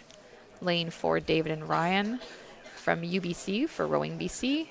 Lane 5, Alexander and Owen from Rowing BC. And Lane 6, Aiden and Axel from Rowing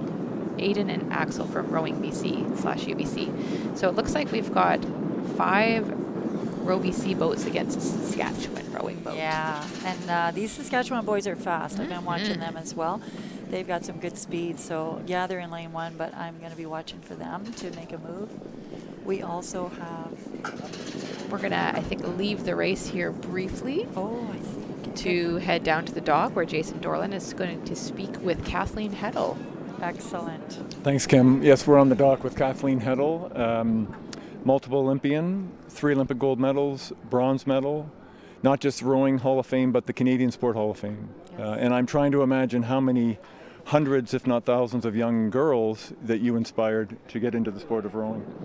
But one thing I'm struck by, Kathleen, is that for an athlete who achieved what you did, you chose a distinctly different post-Olympic life in terms of not going the route of speaking and endorsements and sponsorship. You chose a very quiet, out of the spotlight kind of life. And I'm curious how you think that's played out in how your children involve themselves in their sports. Well, I mean, it was definitely a choice to stay out of the spotlight, but I don't think of it so much that way. I just think I let the craziness, I let the hype just die a natural death. And so when that happened, I was just ready to go to my life. I had my work to go to and some schooling, and I had children soon after. This may be naive, but I don't feel like my choice to be low profile has affected my kids. I think if they had a high profile mom, I think they'd be the same people, because I think that's what we try to do, is just let them make their own choices, go to the sports they want to go to, and just find it for themselves. So I'd like to think that it didn't have too much of an impact on them. Wonderful. Yeah. Okay, thanks for your time. Okay. Jenny and Kim, back to you. It's great to hear from Kathleen I Heddle. could listen to her all day. What a wise person. Yeah, And great spirit. We both are so privileged to have rode with her and experienced her grace and her wisdom. And she spoke beautifully last night about Dick McClure, one of her first coaches. Awesome woman. Really proud to have her as part of my little cohort. So we have the men's pair C final here. It looks like they're probably approaching the halfway point, approaching the 1,000 meter. Yeah, I would think so, yeah. And what we could see during the interview, it looked like lane 1, 2, 3, and 4 in that order maybe went through the 500 meter mark or so, and then 5 and 6, which is kind of interesting. So we'll see, here we are at the 1,000. We can see if the positions have moved, which likely they have in a pairs race. The 500 meters fairly early on. So we got lane 3 out, and that's Thomas Lynch and Ryan Beach, the UBC pair. So the older pair is definitely going to show some speed. I'm loving this Saskatchewan contingent. Actually, Andrew Orr is doing such a fabulous job out there with these kids. They have a beautiful rhythm.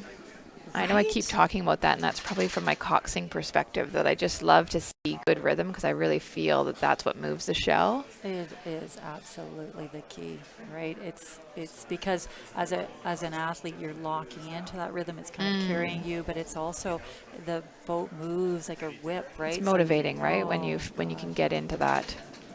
gorgeous. And then I see Aiden over there, I think, in the UBC boat as well. Lane 4, Yeah. Oh, no, that's David and Ryan from UBC. Okay. lane 3, lane 2, lane Aiden's 4. 6. But we I can't think I'm see. looking at lane 6. Yeah. So Aiden De La Ciega, he comes from Victoria. He's he's just into UBC now. Is it that one? Is that him? Anyway, I'll just talk about it for a minute. No, I think he's further over. And he's an identified athlete. He's done really well on some of these scoring mechanisms through Talent ID and Next Gen. And he's now at UBC working with Mike Pierce. And fabulous to see him in a pair, really doing well. Yeah, far side, so you can see the 6. And then lane 5, we got Alex and Owen. So these are very young juniors. They're only 15 and 16 years Wow. old. So I got to give a big shout out for them. And they're making it into the C final here of the men's pair. Just awesome. Both of them have like a 6:14 erg, which is remarkable for their ages. They still have a couple of years at junior category.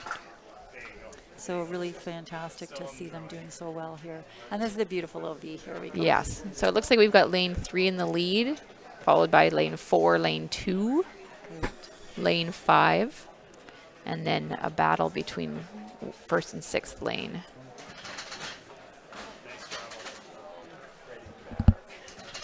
Beautiful drone shot.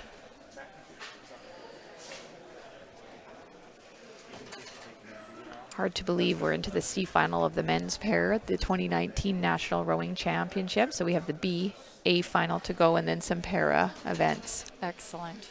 It's been a great day. It's going fast, hey?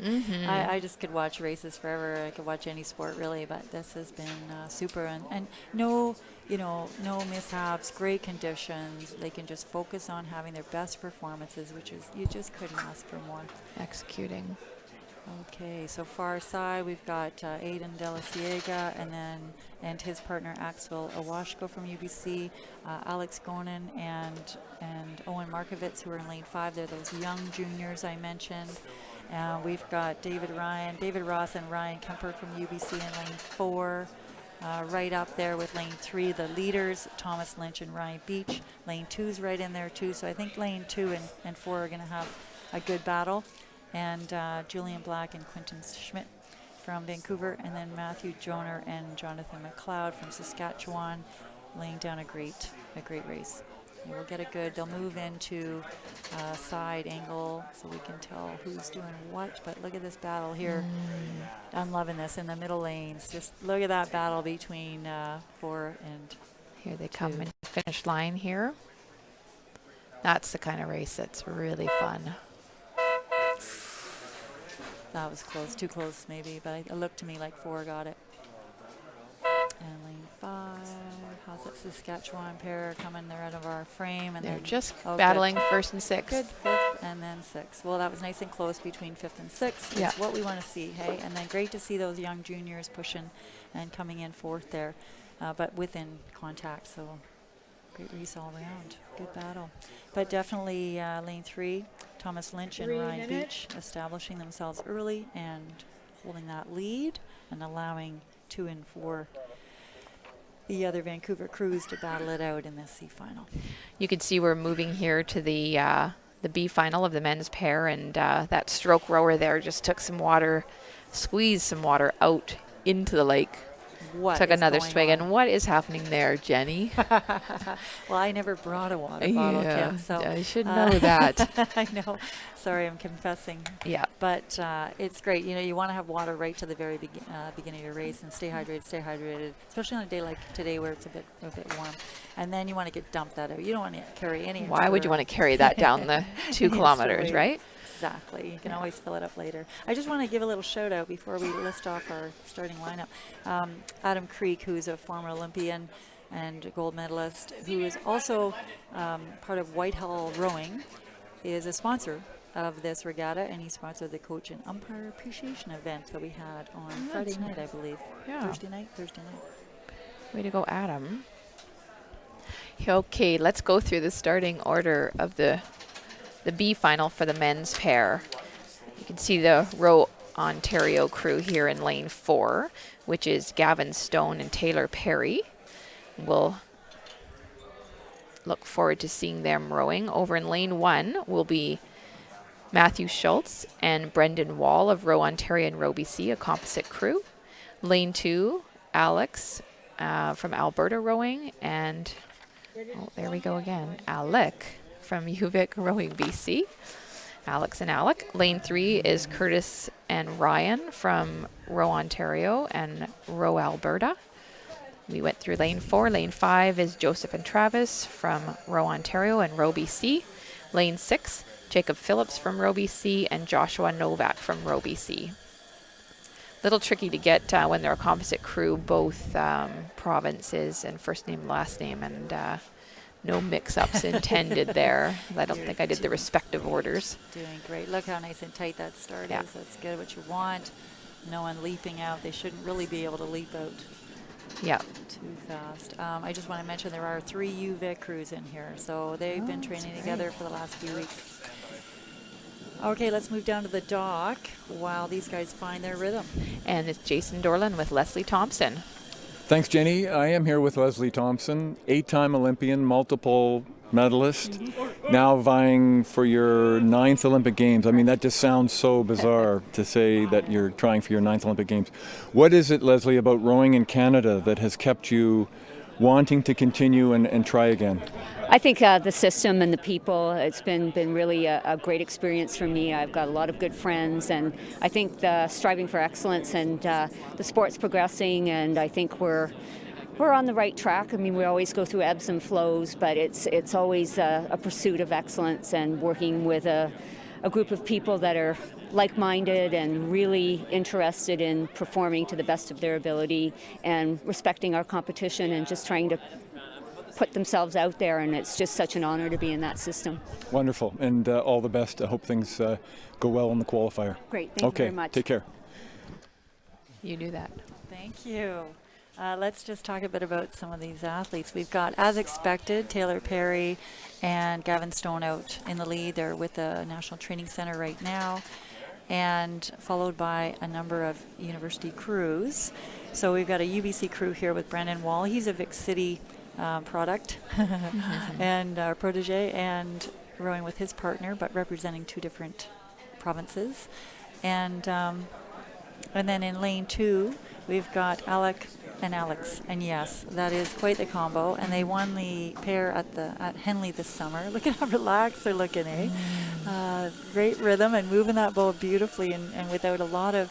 It looks like they're not trying hard, right? But of course they are. But they're making it look quite smooth, which is great to see. So Alex Sawyer's Alex Staff. So Alex Staff's an interesting character. Great guy, great leader on the team. and his parents are both high-level athletes as well. I rode with his mom, Andrea Schreiner, who came fourth at the Worlds in the pair in '86 and had a ton of sculling success for Canada, is a long-time national team member. And then it turns out, we just learned that his dad is a nationally ranked beach volleyball player from Australia. Exciting. And, you know, I love listening or reading what Alex written, the feeling of the water moving under the boat when the water's glassy, rhythmic catch of your oar picking up the boat. That's what you want to hear. An athlete who loves what he's doing, right? And the feel, yeah. And Alex Sawyers. And the two of them are just working so hard on this pair, so we'll see how it goes for them. Well, I would think we're going through the 1,000-meter mark here. So in second place, I think we have lane 3. Just, you know, tight battle, lane 3 and lane 4 for first and second. And actually the next set is also a tight battle. So let's see if we get another visual there. So lane 3, 4, and then maybe 1, but it might be where we're situated. So Brendan Wall, we're just getting a good little frame on Brendan Wall, and his partner is Matt Schultz, who is out of Ridley. And so Ridley Graduate Boat Club means, you know, you've gone to Ridley, and then they have this kind of alumni club, and they're out of St. Catharines. And again, a real long history of support for rowing, and they're also one of our sponsors. I just have a little something.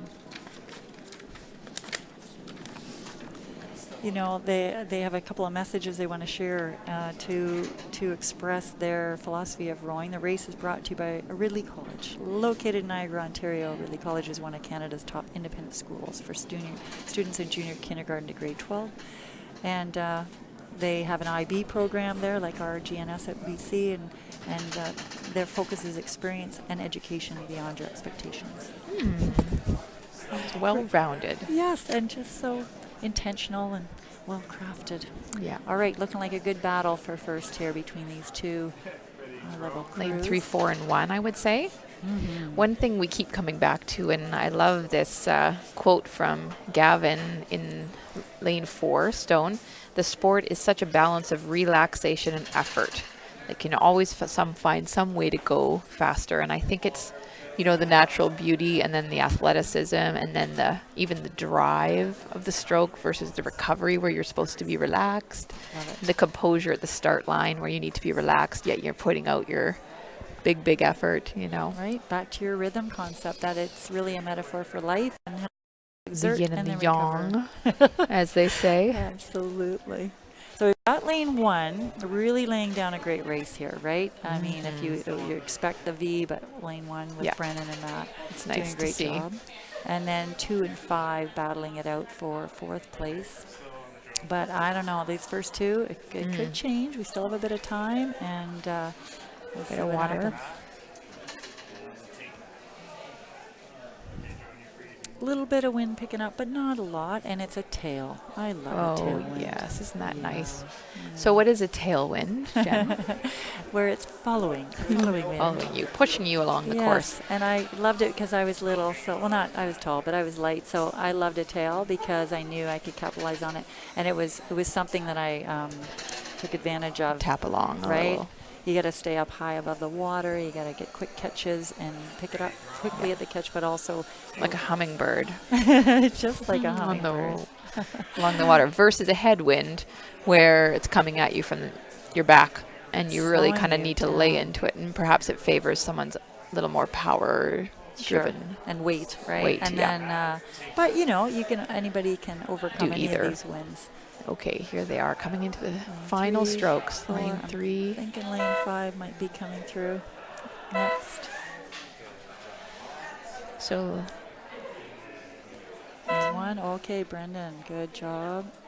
2, yeah, nice so job. Lane 2 has Alec and Alex, and over Travis and Joe Piers and Travis Cronsdale. Lane 5, and coming in here, finishing off this category is lane 6 with Jacob and Joshua. And Jacob and Joshua are a great story too, because Joshua is pretty much just coming off a novice. So he came into rowing brand new in university, got tapped on the shoulder, laid down a world record. Not really, but for them, you know, a really outstanding erg. And so, of course, his coach Albert is trying to capitalize on that power, and it's paying off because they're in the B final, and that's a pretty new combo. Jacob has a little more experience, obviously, coming out of Brentwood College. Well, and I'm just having a warm feeling thinking about our love for the colony. Yes. And Brian Carr noted as his current coach. So hello, Brian, if you're listening, and Tony Carr. Our Calder family loves the Carr family. They took my brother under his wing in his early days of development and through his career. Oh yeah, I know. Outstanding, right? And I think it is. It's been National Coaches Week, and we really do need to honor these people who devote usually quite a bit of unpaid time. A lot of heart. Right, for the love of the sport and the love of the kids. And it's fabulous. And I got to say, though, you know, it's so rewarding. It's so rewarding. And there's Brentwood College School as one of our sponsors. Yeah, it's nice to see a few schools there with Shawnigan Lake and Ridley College and Brentwood really supporting this event and this sport. You know? Excellent, yes.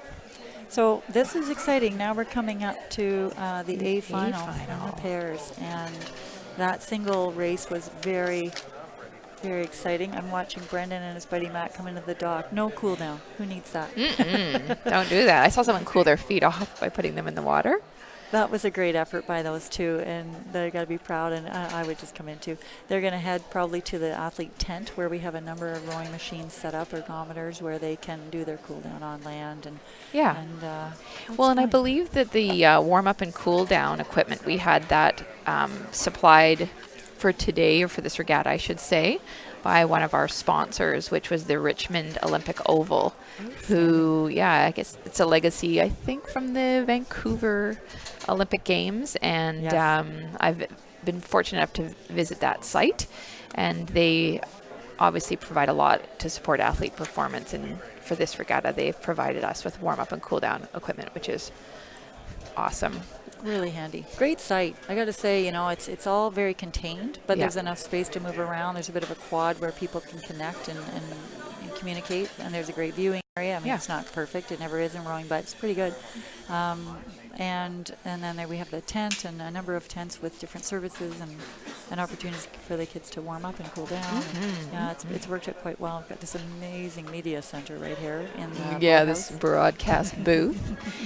One thing I wanted to speak to today, and as we get off to the A final of the men's pair, and we had the A final of the women's pair, here they are, hard to speak while you're watching this effort go off, is that we're about 300 days until the beginning of the Tokyo Olympic Games. And so the Canadian men's program qualified the men's pair for the Olympics last month, which is wonderful. Rowing Canada was able to secure 6 positions straight into the Tokyo Olympic Games, and may consider looking at attending some qualification regattas in the spring to secure some more spots. So fun to see these athletes that got the job done. Right on. And a few more opportunities coming. We'll talk about that later. I just want to know, this is great. Lane 1, Luke and Nick Tavares, Luke Godson. These guys are trying to make their mark, and they have leapt out. You could see the determination in their bodies, in their approach to their power application. The bow is Nicholas, and he is talking to Luke just a little bit. He's making a few calls. They'll have designed a race plan, a strategy, and you see his mouth moving every once in a while, just kind of urging on his stroke man, keep the rate up, giving him some feedback about where they are on the race. It's much better if only one person is looking, the other person can just focus. Right? Pulling, setting a rhythm. The machine. That was you. That's a stroke person, right? Yeah, so that's great. They kind of leapt out, and so good on them, because it got them just that little edge, and that gives them a psychological advantage as well. But we got lane 3 moving out now, making their big move. Going through the 500-meter mark. That's got to be Will and Jacob, Will Crothers, who has a few international races under his belt. He's rowed a little bit. Yeah, not a novice. No. And Lane 2's right in there too, but it's pretty straight across. Hey, Kim, look over there. Yeah. 4, 5, 6. Yeah. Still a little bit early. I think we should go through the lanes just to Thank make you, sure we've yes. honored everybody in this racing effort. So you said lane 1 is Luke Gadsden, Nick Tavares. Oh, and lane 2, we got Cody Bailey, Mackenzie Kopp out of the center. Will Crothers and Jacob Buchik in lane 3. Rowan Terry, Roby composite, but out of the center as well. David Groot, Tim Shriver, both out of Brock, so it's neat to see them continue to be paired up. And they're honoring Pete Summerall there, good old lightweight for Canada many years ago, and has built an amazing program at my old alma mater. Martin Baraxo and Benjamin DeWitt, and this is what Terry Paul calls, these guys are, the engine room, or he calls them labor. And then 7 and 8 and 1 and 2 are in an 8 are management. Oh, love it. So these are the big boys out there laying it down. And Carl Zimmerman and Sean Van Gessel, some real faves of the regatta. I've noticed a lot of people cheering them on. And they're doing just great. Everybody's right in it, loving it. Well, and we will be approaching the 1,000-meter mark here, so we'll probably get a great side view to be able to see how these fellas are unraveling this race. So as expected, we've got these middle 2 and 3 pushing 2, 3, out, and 1. 4 right there. But yes, that's awesome. Luke and Nick not giving up in lane 1 here. They're still keeping contact. It's looking very strong. Keeping there. And nice for lane 2 and 3, though, to be somewhat side by side like that, because you really feel the energy of the other crew. Yes, and so the mentality, I'm just focusing in on this lane 1, but I'm loving how they took a risk, jumped out, tried to get a bit of a lead. And then they also have to maintain their stroke rate, their rhythm, and not have gone out too hard, which it doesn't look like they have. Now they're going to adjust, and they're going to race these guys, right? But they want to make a bit of a mark there. And now they're battling over there with lane 4. Yeah, good. That's neat, though, because in a race like this where you've got 2 out in front and 1 and 4 battling each other, that battle's going to push the front 2 more to try to open up space, and meanwhile as you battle for 3rd and 4th, you're going to be trying to close the gap. So these races within a race have their place. Oh, and look That's at great. The glassy water, right? It's just becoming better and better, but you can see the puddles, the little trails of the middle 2 crews. And, the experience in the boat is you can hear them, and now they probably can't hear them.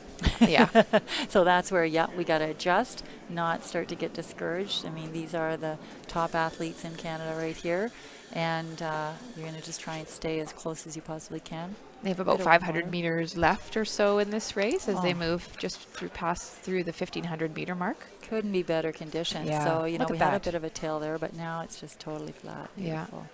And they are just going to focus on being as smooth and long all time. So 1 and 4. So we've got Luke and Nick still sticking with it and fighting Tim Shriver and Dave DeGroot for that 3rd place. Still a bit of time as well for Cody and Mackenzie and Will and Jacob to decide who's going to take this. There was I was at a Worlds one year, and there was a sign in the audience yelling at this Martin Cross, who's pretty, famous as a British rower. Go now, Martin! And it was the 1,000 meters. But yeah, I kind of like thinking about going then. You're going at 1,000. And then you say, maybe I'll just wait a few more strokes. There's the 1,500-meter mark, so maybe I mentioned that a titch early. That's okay. I've done a little bit of running in my day, a few marathons and such, and I always had to remember, don't listen to the people on the side when they say the finish is around the corner. Never is. Got to go off your own knowledge of the race. So here they'll have 10 strokes at the most, and they're at The leaders, max power, max rate. Look at that. You can see how high and how controlled, solid. Really, the experience is shining through. Absolutely. Here. So we definitely have Will out in front. It's great to see. Great strength there.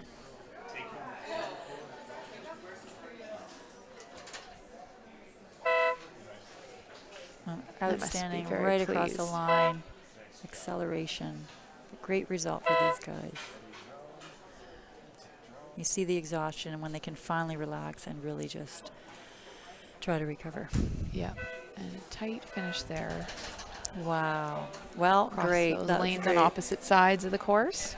Yeah, they laid it out. Pardon. Okay, thank you. And we're going to try and get a little interview with Will after this wonderful. race, which will be great to have him up on the dock with Jason. Thank you.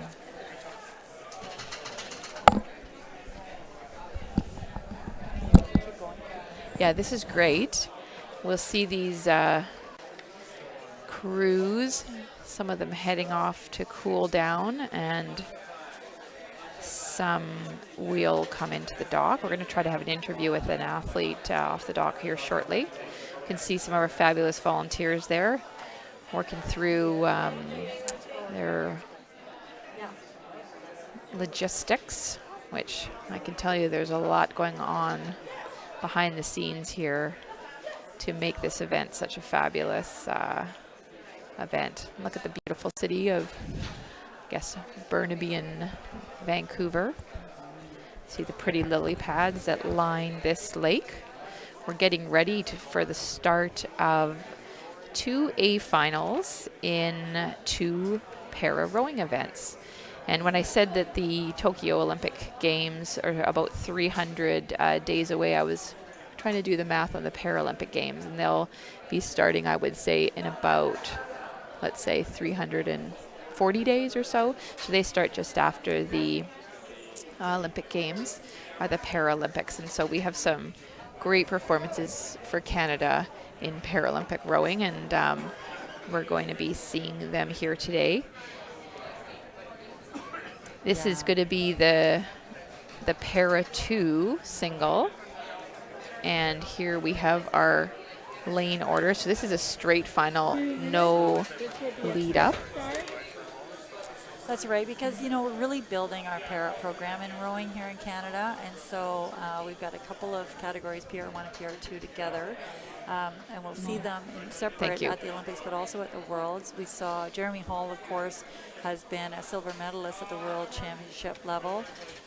But we've got all sorts of other people coming on the scene as this program under John Whitstone develops and grows and enhances in its quality and its reach. You know, it's such a big country, and it's really hard to raise the profile of a sport across a country like ours, where we're so disparate.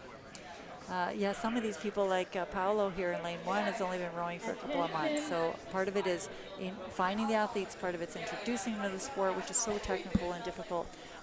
This is great. This is awesome. So let's going across the lanes. We have lane 1, Paolo from VRC for Row BC. Lane 2 is Dave, is it Innes? Yes. From Row Ontario. Lane 3 is Jeremy Hall for Row Alberta. Lane 4 is Lauren Pearson from Row BC, and lane 5 is Jessie Hebner from Argo Rowing Club, which would be Row Ontario. And here's Jeremy, who is our premier para sculler, just coming off the World Championships. And, you know, and then here's Paolo, who's learning, and he's going to figure it out and gain all sorts of experience through this regatta. So you can see the safety pontoons they have to balance, help balance the shell out, and the incredible effort of rowing this distance. Only using your upper body. Upper body, yeah. And so Jeremy also has some outstanding results on the rowing machine. And I know my daughter was talking about, they did a little experiential exercise where they went through this kind of rowing, right, and had to see how far they could go on the machine and how hard it was and just how different, and yet all the same technical aspects that the non-para athlete has to contend with, right? The catching and the finishing and the acceleration and figuring out how to leverage your body. Yeah, so fabulous. So I see Lauren at the lake every day. He's out there training with Jeremy and the rest of the gang. Yeah. Really tight group, like a really tight community of rowers and athletes. It's pretty neat too, and as you say, a lot of times these para athletes may have come from another sport, so then they're translating their learnings and athletic experience into what it takes to be a para rower. Like you say, they've got the great leadership in the national program with John. Very smooth. Very smooth. Oh my God. Yeah. Just so strong. I mean, and what a That's wonderful Jeremy individual. Hall. Yes. Jeremy Hall is on the Athletes Council. He just got back from the Athletes Can conference where representatives of every sport in Canada gather and discuss different issues facing sport nationally across the country. And of course, a big focus lately has been safe sport. That's right. We had a wonderful presentation last night from Ilan Yampolsky. He's an independent third party who represents multiple sports in Canada, but Rowing Canada has enlisted his services. So he's an unbiased, independent third party who can represent athletes, coaches, anyone who's facing a challenge of some sort in terms of their experience, you know, and it could be something that they're wanting to appeal in terms of selection or some kind of, you know, often we have doping issues in sport where someone is challenging a result they might have encountered or that they're worried someone else should be encountering. And then also the whole concept of good sport where you're thinking about being professional, and some athletes or coaches may have challenges in that regard around bullying or harassment, and sports are engaging with those kind of policies now. And Absolutely. we're definitely seeing it in Rowing Canada. I think they're really taking the lead in national sport organizations. I think for Rowing BC and Rowing Canada, I'm sure Rowing Ontario and Rowing Saskatchewan and the different organizations that make up our sport, and for this regatta, the kind of mandate was things to be driven by the athlete experience, and you're kind of seeing as you move from development to the upper levels of taking a look at what does that mean, what do we need to shift and improve on to have an athlete-centered approach. Absolutely, right? It's all about excellence. Yeah. And the athletes are striving for excellence, the coaches are striving for excellence, and the umpires, the volunteers, everyone who's participating in sport, that's their focus, right? So yes, we need to keep striving and lifting our levels of professional expectations. One thing I wanted to point out in this race, or if you're new to para rowing, is that in a para 1 classification, the athlete will mostly be using their arms and shoulders. In para 2, if they're classified in that way, the athlete, then they will also use their torso. As you can see, Jeremy is able to swing through with his body to add to the drive. And if an athlete is classified as para 3, they'll also be able to use their legs to drive the shelf forward. And of course, we also have, of course, a pair who just won the gold medal with Andrew Todd, and we saw Andrew competing in the single earlier, PR3, where they're using legs and body, but have something that they're challenged with. And there are different kinds of categories and accreditations associated with that. And again, you know, we're really on the upswing in Canada around this classification and access and reach and development. So yeah, outstanding. No, so this is lane 5. This is Lauren Pearson from Row BC. Sorry, Jessie Hubner, lane 5. Yeah, from Argos. Sorry. And wearing his beautiful Argos. I should know. Sorry, Argos. I love you guys. I'm an Ontario girl, so I recognize. Yeah, you're on this. You're like Peterborough. Looking great. You want to tell us a little bit about Jessie? Well, Henley was his first regatta, which is amazing. Awesome. That would have been in August, and this is his second regatta. Can you imagine racing at the National Rowing Championships as your second regatta of your experience? He's from Kitchener, been rowing for another 3.5 months. He played wheelchair basketball for Canada for 3 years, and has his eyes set on trying to make the Tokyo Paralympic team. He's looking great. So cool. Yeah, doing so well. And that's Lauren that you see up at the top of your screen, Lauren Pearson. Loves training in the weight room. Yeah, you can see it too. He's got a massive set of shoulders on him. Yeah. 18th in the world this year was his first experience at the World Champs. Been training at Elk Lake for many years, and like I said, I see him in the mornings. Great attitude, great demeanor.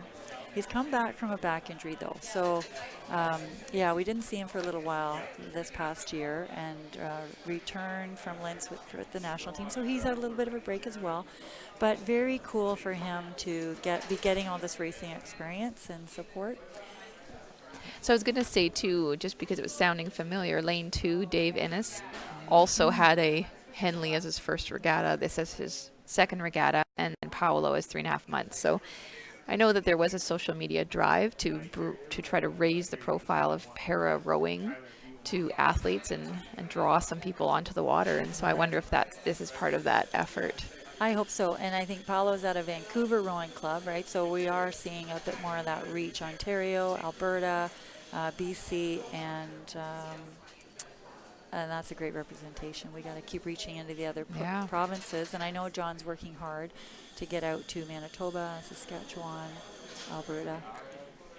We aren't seeing much of Jeremy at the moment because he's up there. Is that up in the lead there? There, just as I said that. And that's awesome. And we have, he came from sledge hockey. And what he really loves about rowing is that no one's stabbing at him with the ice picks. That could be arranged. Like we could arrange that. We're out there with him. We could be that crew. Look at this. Yeah, the non-contact nature. Yeah, that's awesome. Sometimes rowing's a contact sport, though, especially in those head races coming up. Right? Yes, so the longer races is in the fall, we start clashing. I had a little bit of that with my husband's 8, the Nickel Regatta recently. I'll have to just give a little shout out to that regatta. That was pretty cool. Yeah, getting ready for the head of the Charles. Nickelback. All right, so and you just see, the experience, right, of how Jeremy has learned to leverage his back in a way that is very solid, whereas Jesse is learning, and he's getting there. He's obviously a powerful guy, but yeah, I mean, you can barely tell. It's just about getting, well, not just about, getting the blades buried, getting the torso. Yeah. And I'm just pointing out here too the seat. So John, the coach John Whitson, and the guys were talking at the last right on, and Jeremy has just crossed the line. And of course, he's looking for an awesome time as well. But John and the athletes were talking at the last Rowing Canada conference about the equipment and the innovations that are required to make this really work, right? Where they're not in pain or they're not creating some kind of blistering or some negative effect to their body because of the equipment around them or what they're using. And everyone needs something different, right? Different kinds of supports and different kinds of I was just told that I wasn't needed in a crew today here at Chem. I was going to row with those alumni. You know what? I know you well, Jen, and that doesn't surprise me that you would be trying to get onto the water. Or people would be trying to get you onto the water. In a few days. Okay. So this is the women's PR1, PR2 right, so we got single. Some overlap, because I know we still don't have everybody across the line, do we? No. We might not there. No. Okay, that's fine. We can switch back and forth. Let's do a little intro to these ladies. Jessie Brockway and Megan Harris.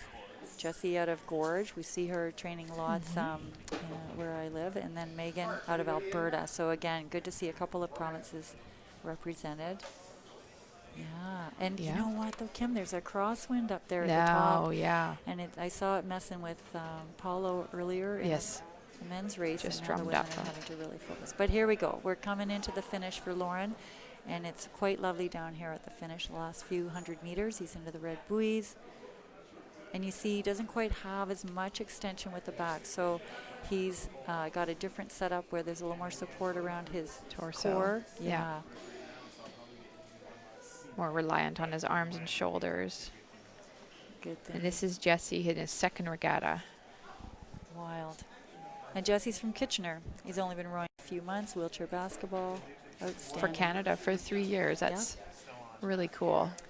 Jeremy and Dave. We haven't talked about Dave much. He's in lane 2, and he'll be coming into the screen soon.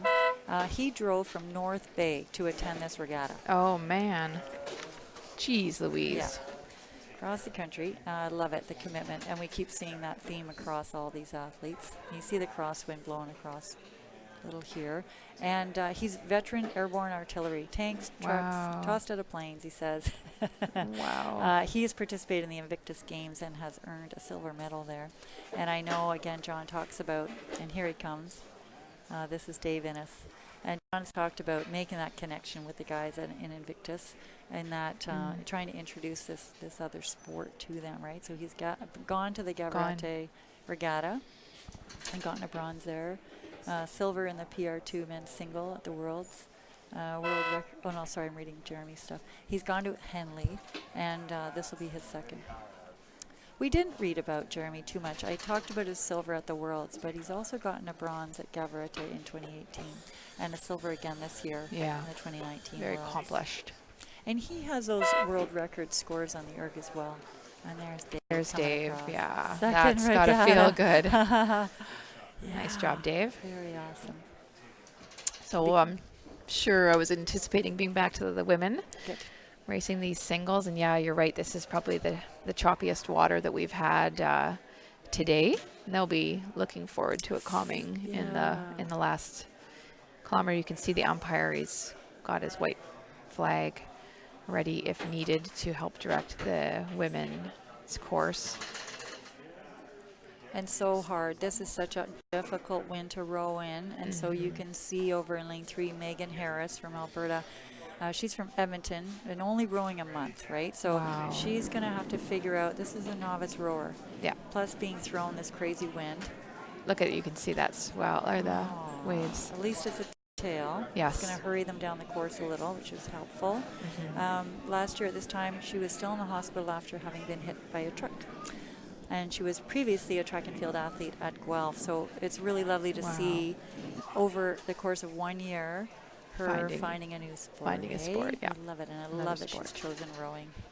So we should reach out and support her lots. Paolo, here he comes. Flipping back over to the men's para single race. We've got Paolo approaching the line in his final strokes. Outstanding. Happy to hear that horn, I'm sure.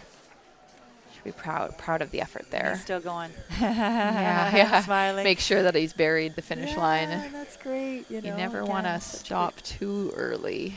No. Good. So Megan's making her way, doing great. So one thing to point out when you do have this wind, even though it's a tail, which will be nicer than rowing into a headwind for the speed of the event for these women, but because this boat isn't moving through the water quite as quickly, then maybe a little harder to stabilize it in the wind in a para single. Oh, absolutely. And they're not using the pontoons, right? So they are really having to balance this boat. Wow. So they'll be through it soon. I think by the time they get to the Thau, they'll be good. But you can see, as soon as you have a little bobble, how this is great. It's really great for people to see how challenging rowing can be. And when you're first learning, like these two young women are, they're doing great. They're doing they great. haven't been rowing for very long, and they're doing just fine. Absolutely. In tough conditions. Excellent. Yeah, you can see she's keeping her body quite centered and trying to keep the boat stable. And here's Jessie out of Gorge and representing Row BC. Placed 11th at the Worlds this year. I was watching her, and she has also competed in athletics and Nordic in the past. That's a great aerobic background. I'm not sure what she was with athletics, but the Nordic. So, and we see a lot of rowers coming with those kinds of backgrounds with the endurance, right, the base, and then they can easily slide over into this sport where so much is endurance-based. Come row. Exactly. Recruitment. Luring them. Oh. And so that is good to talk about because she's had her, I'm sure she's had her share as she's learned how to row. Little crowd Good for her. The oar goes in a little bit of funny angle and Catches the water. It's all about making sure it goes in on the square or perpendicular to the water and comes out that way as well. Yeah. So at the finish, you really want to be just popping your hands down to bring the blade back out on the square. If you don't do that, it'll snag the water and that'll throw you off balance. And I'm glad to see her letting their oars just touch the water a little here. Like, I know it can upset the boat at the same time, but it's helpful to just feel a little bit of balance, like a bit of training wheels, hey? And yeah, she's doing a great job keeping focused. She's got to be getting so tired here. Got about 1,000 left and 500. I think it's about 1,000 here. So I think so. It'll get better. It looks, you can see the break in the water line there, hey, where it's suddenly there's not as much wind. And I think once those trees come into effect, they'll help settle it down. You can see a real difference up there with the smoothness of the water. That'll be a welcome break from the chop.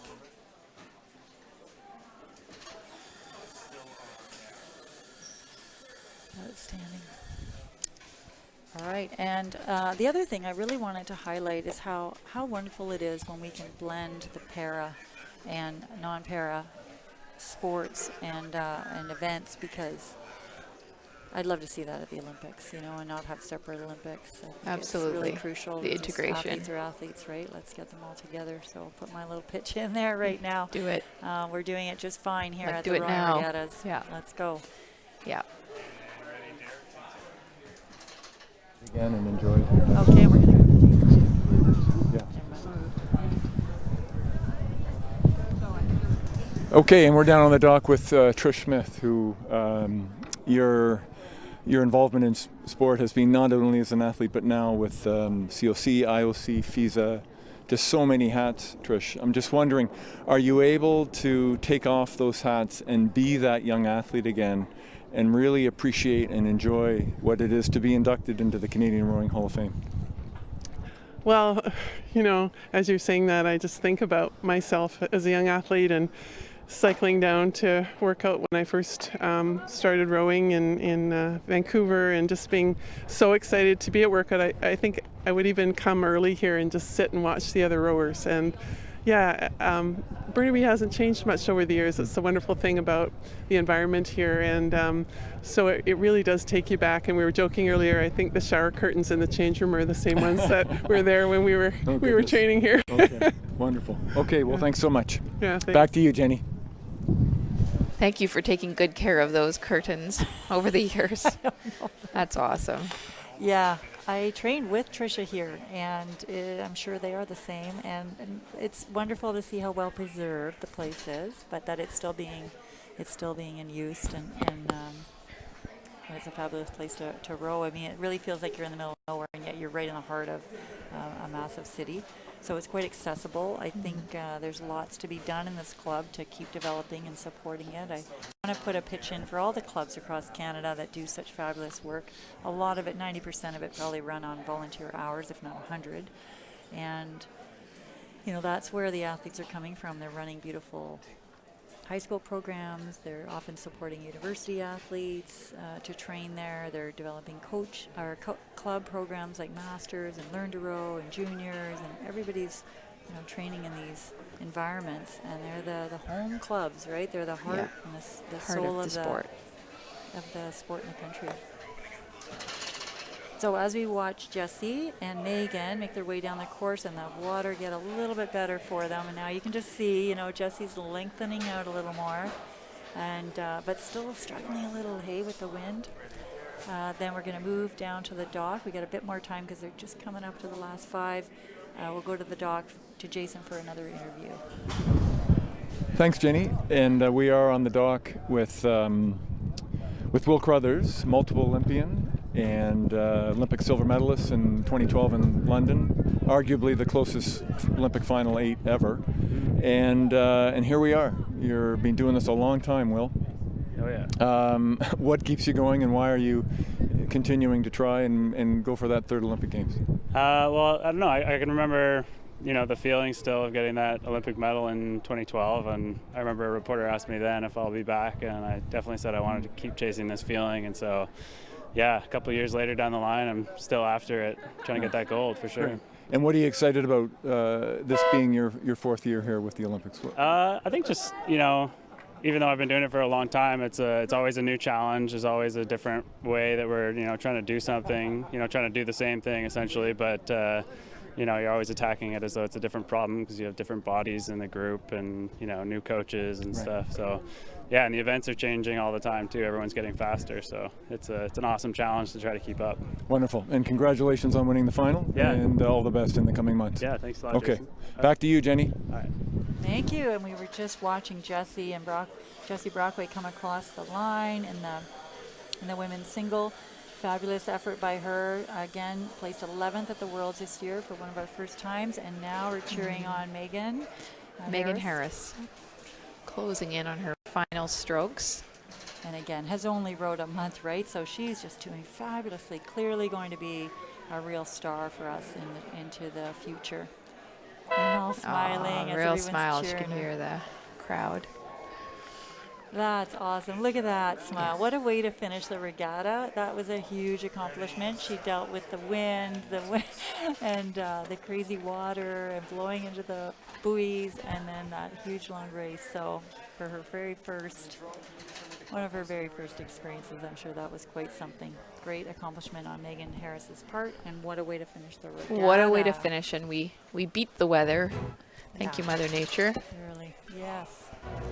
Thank you for sharing this wonderful experience with me. Thank you, Kim McQueen. Thank you, Jenny Malenga.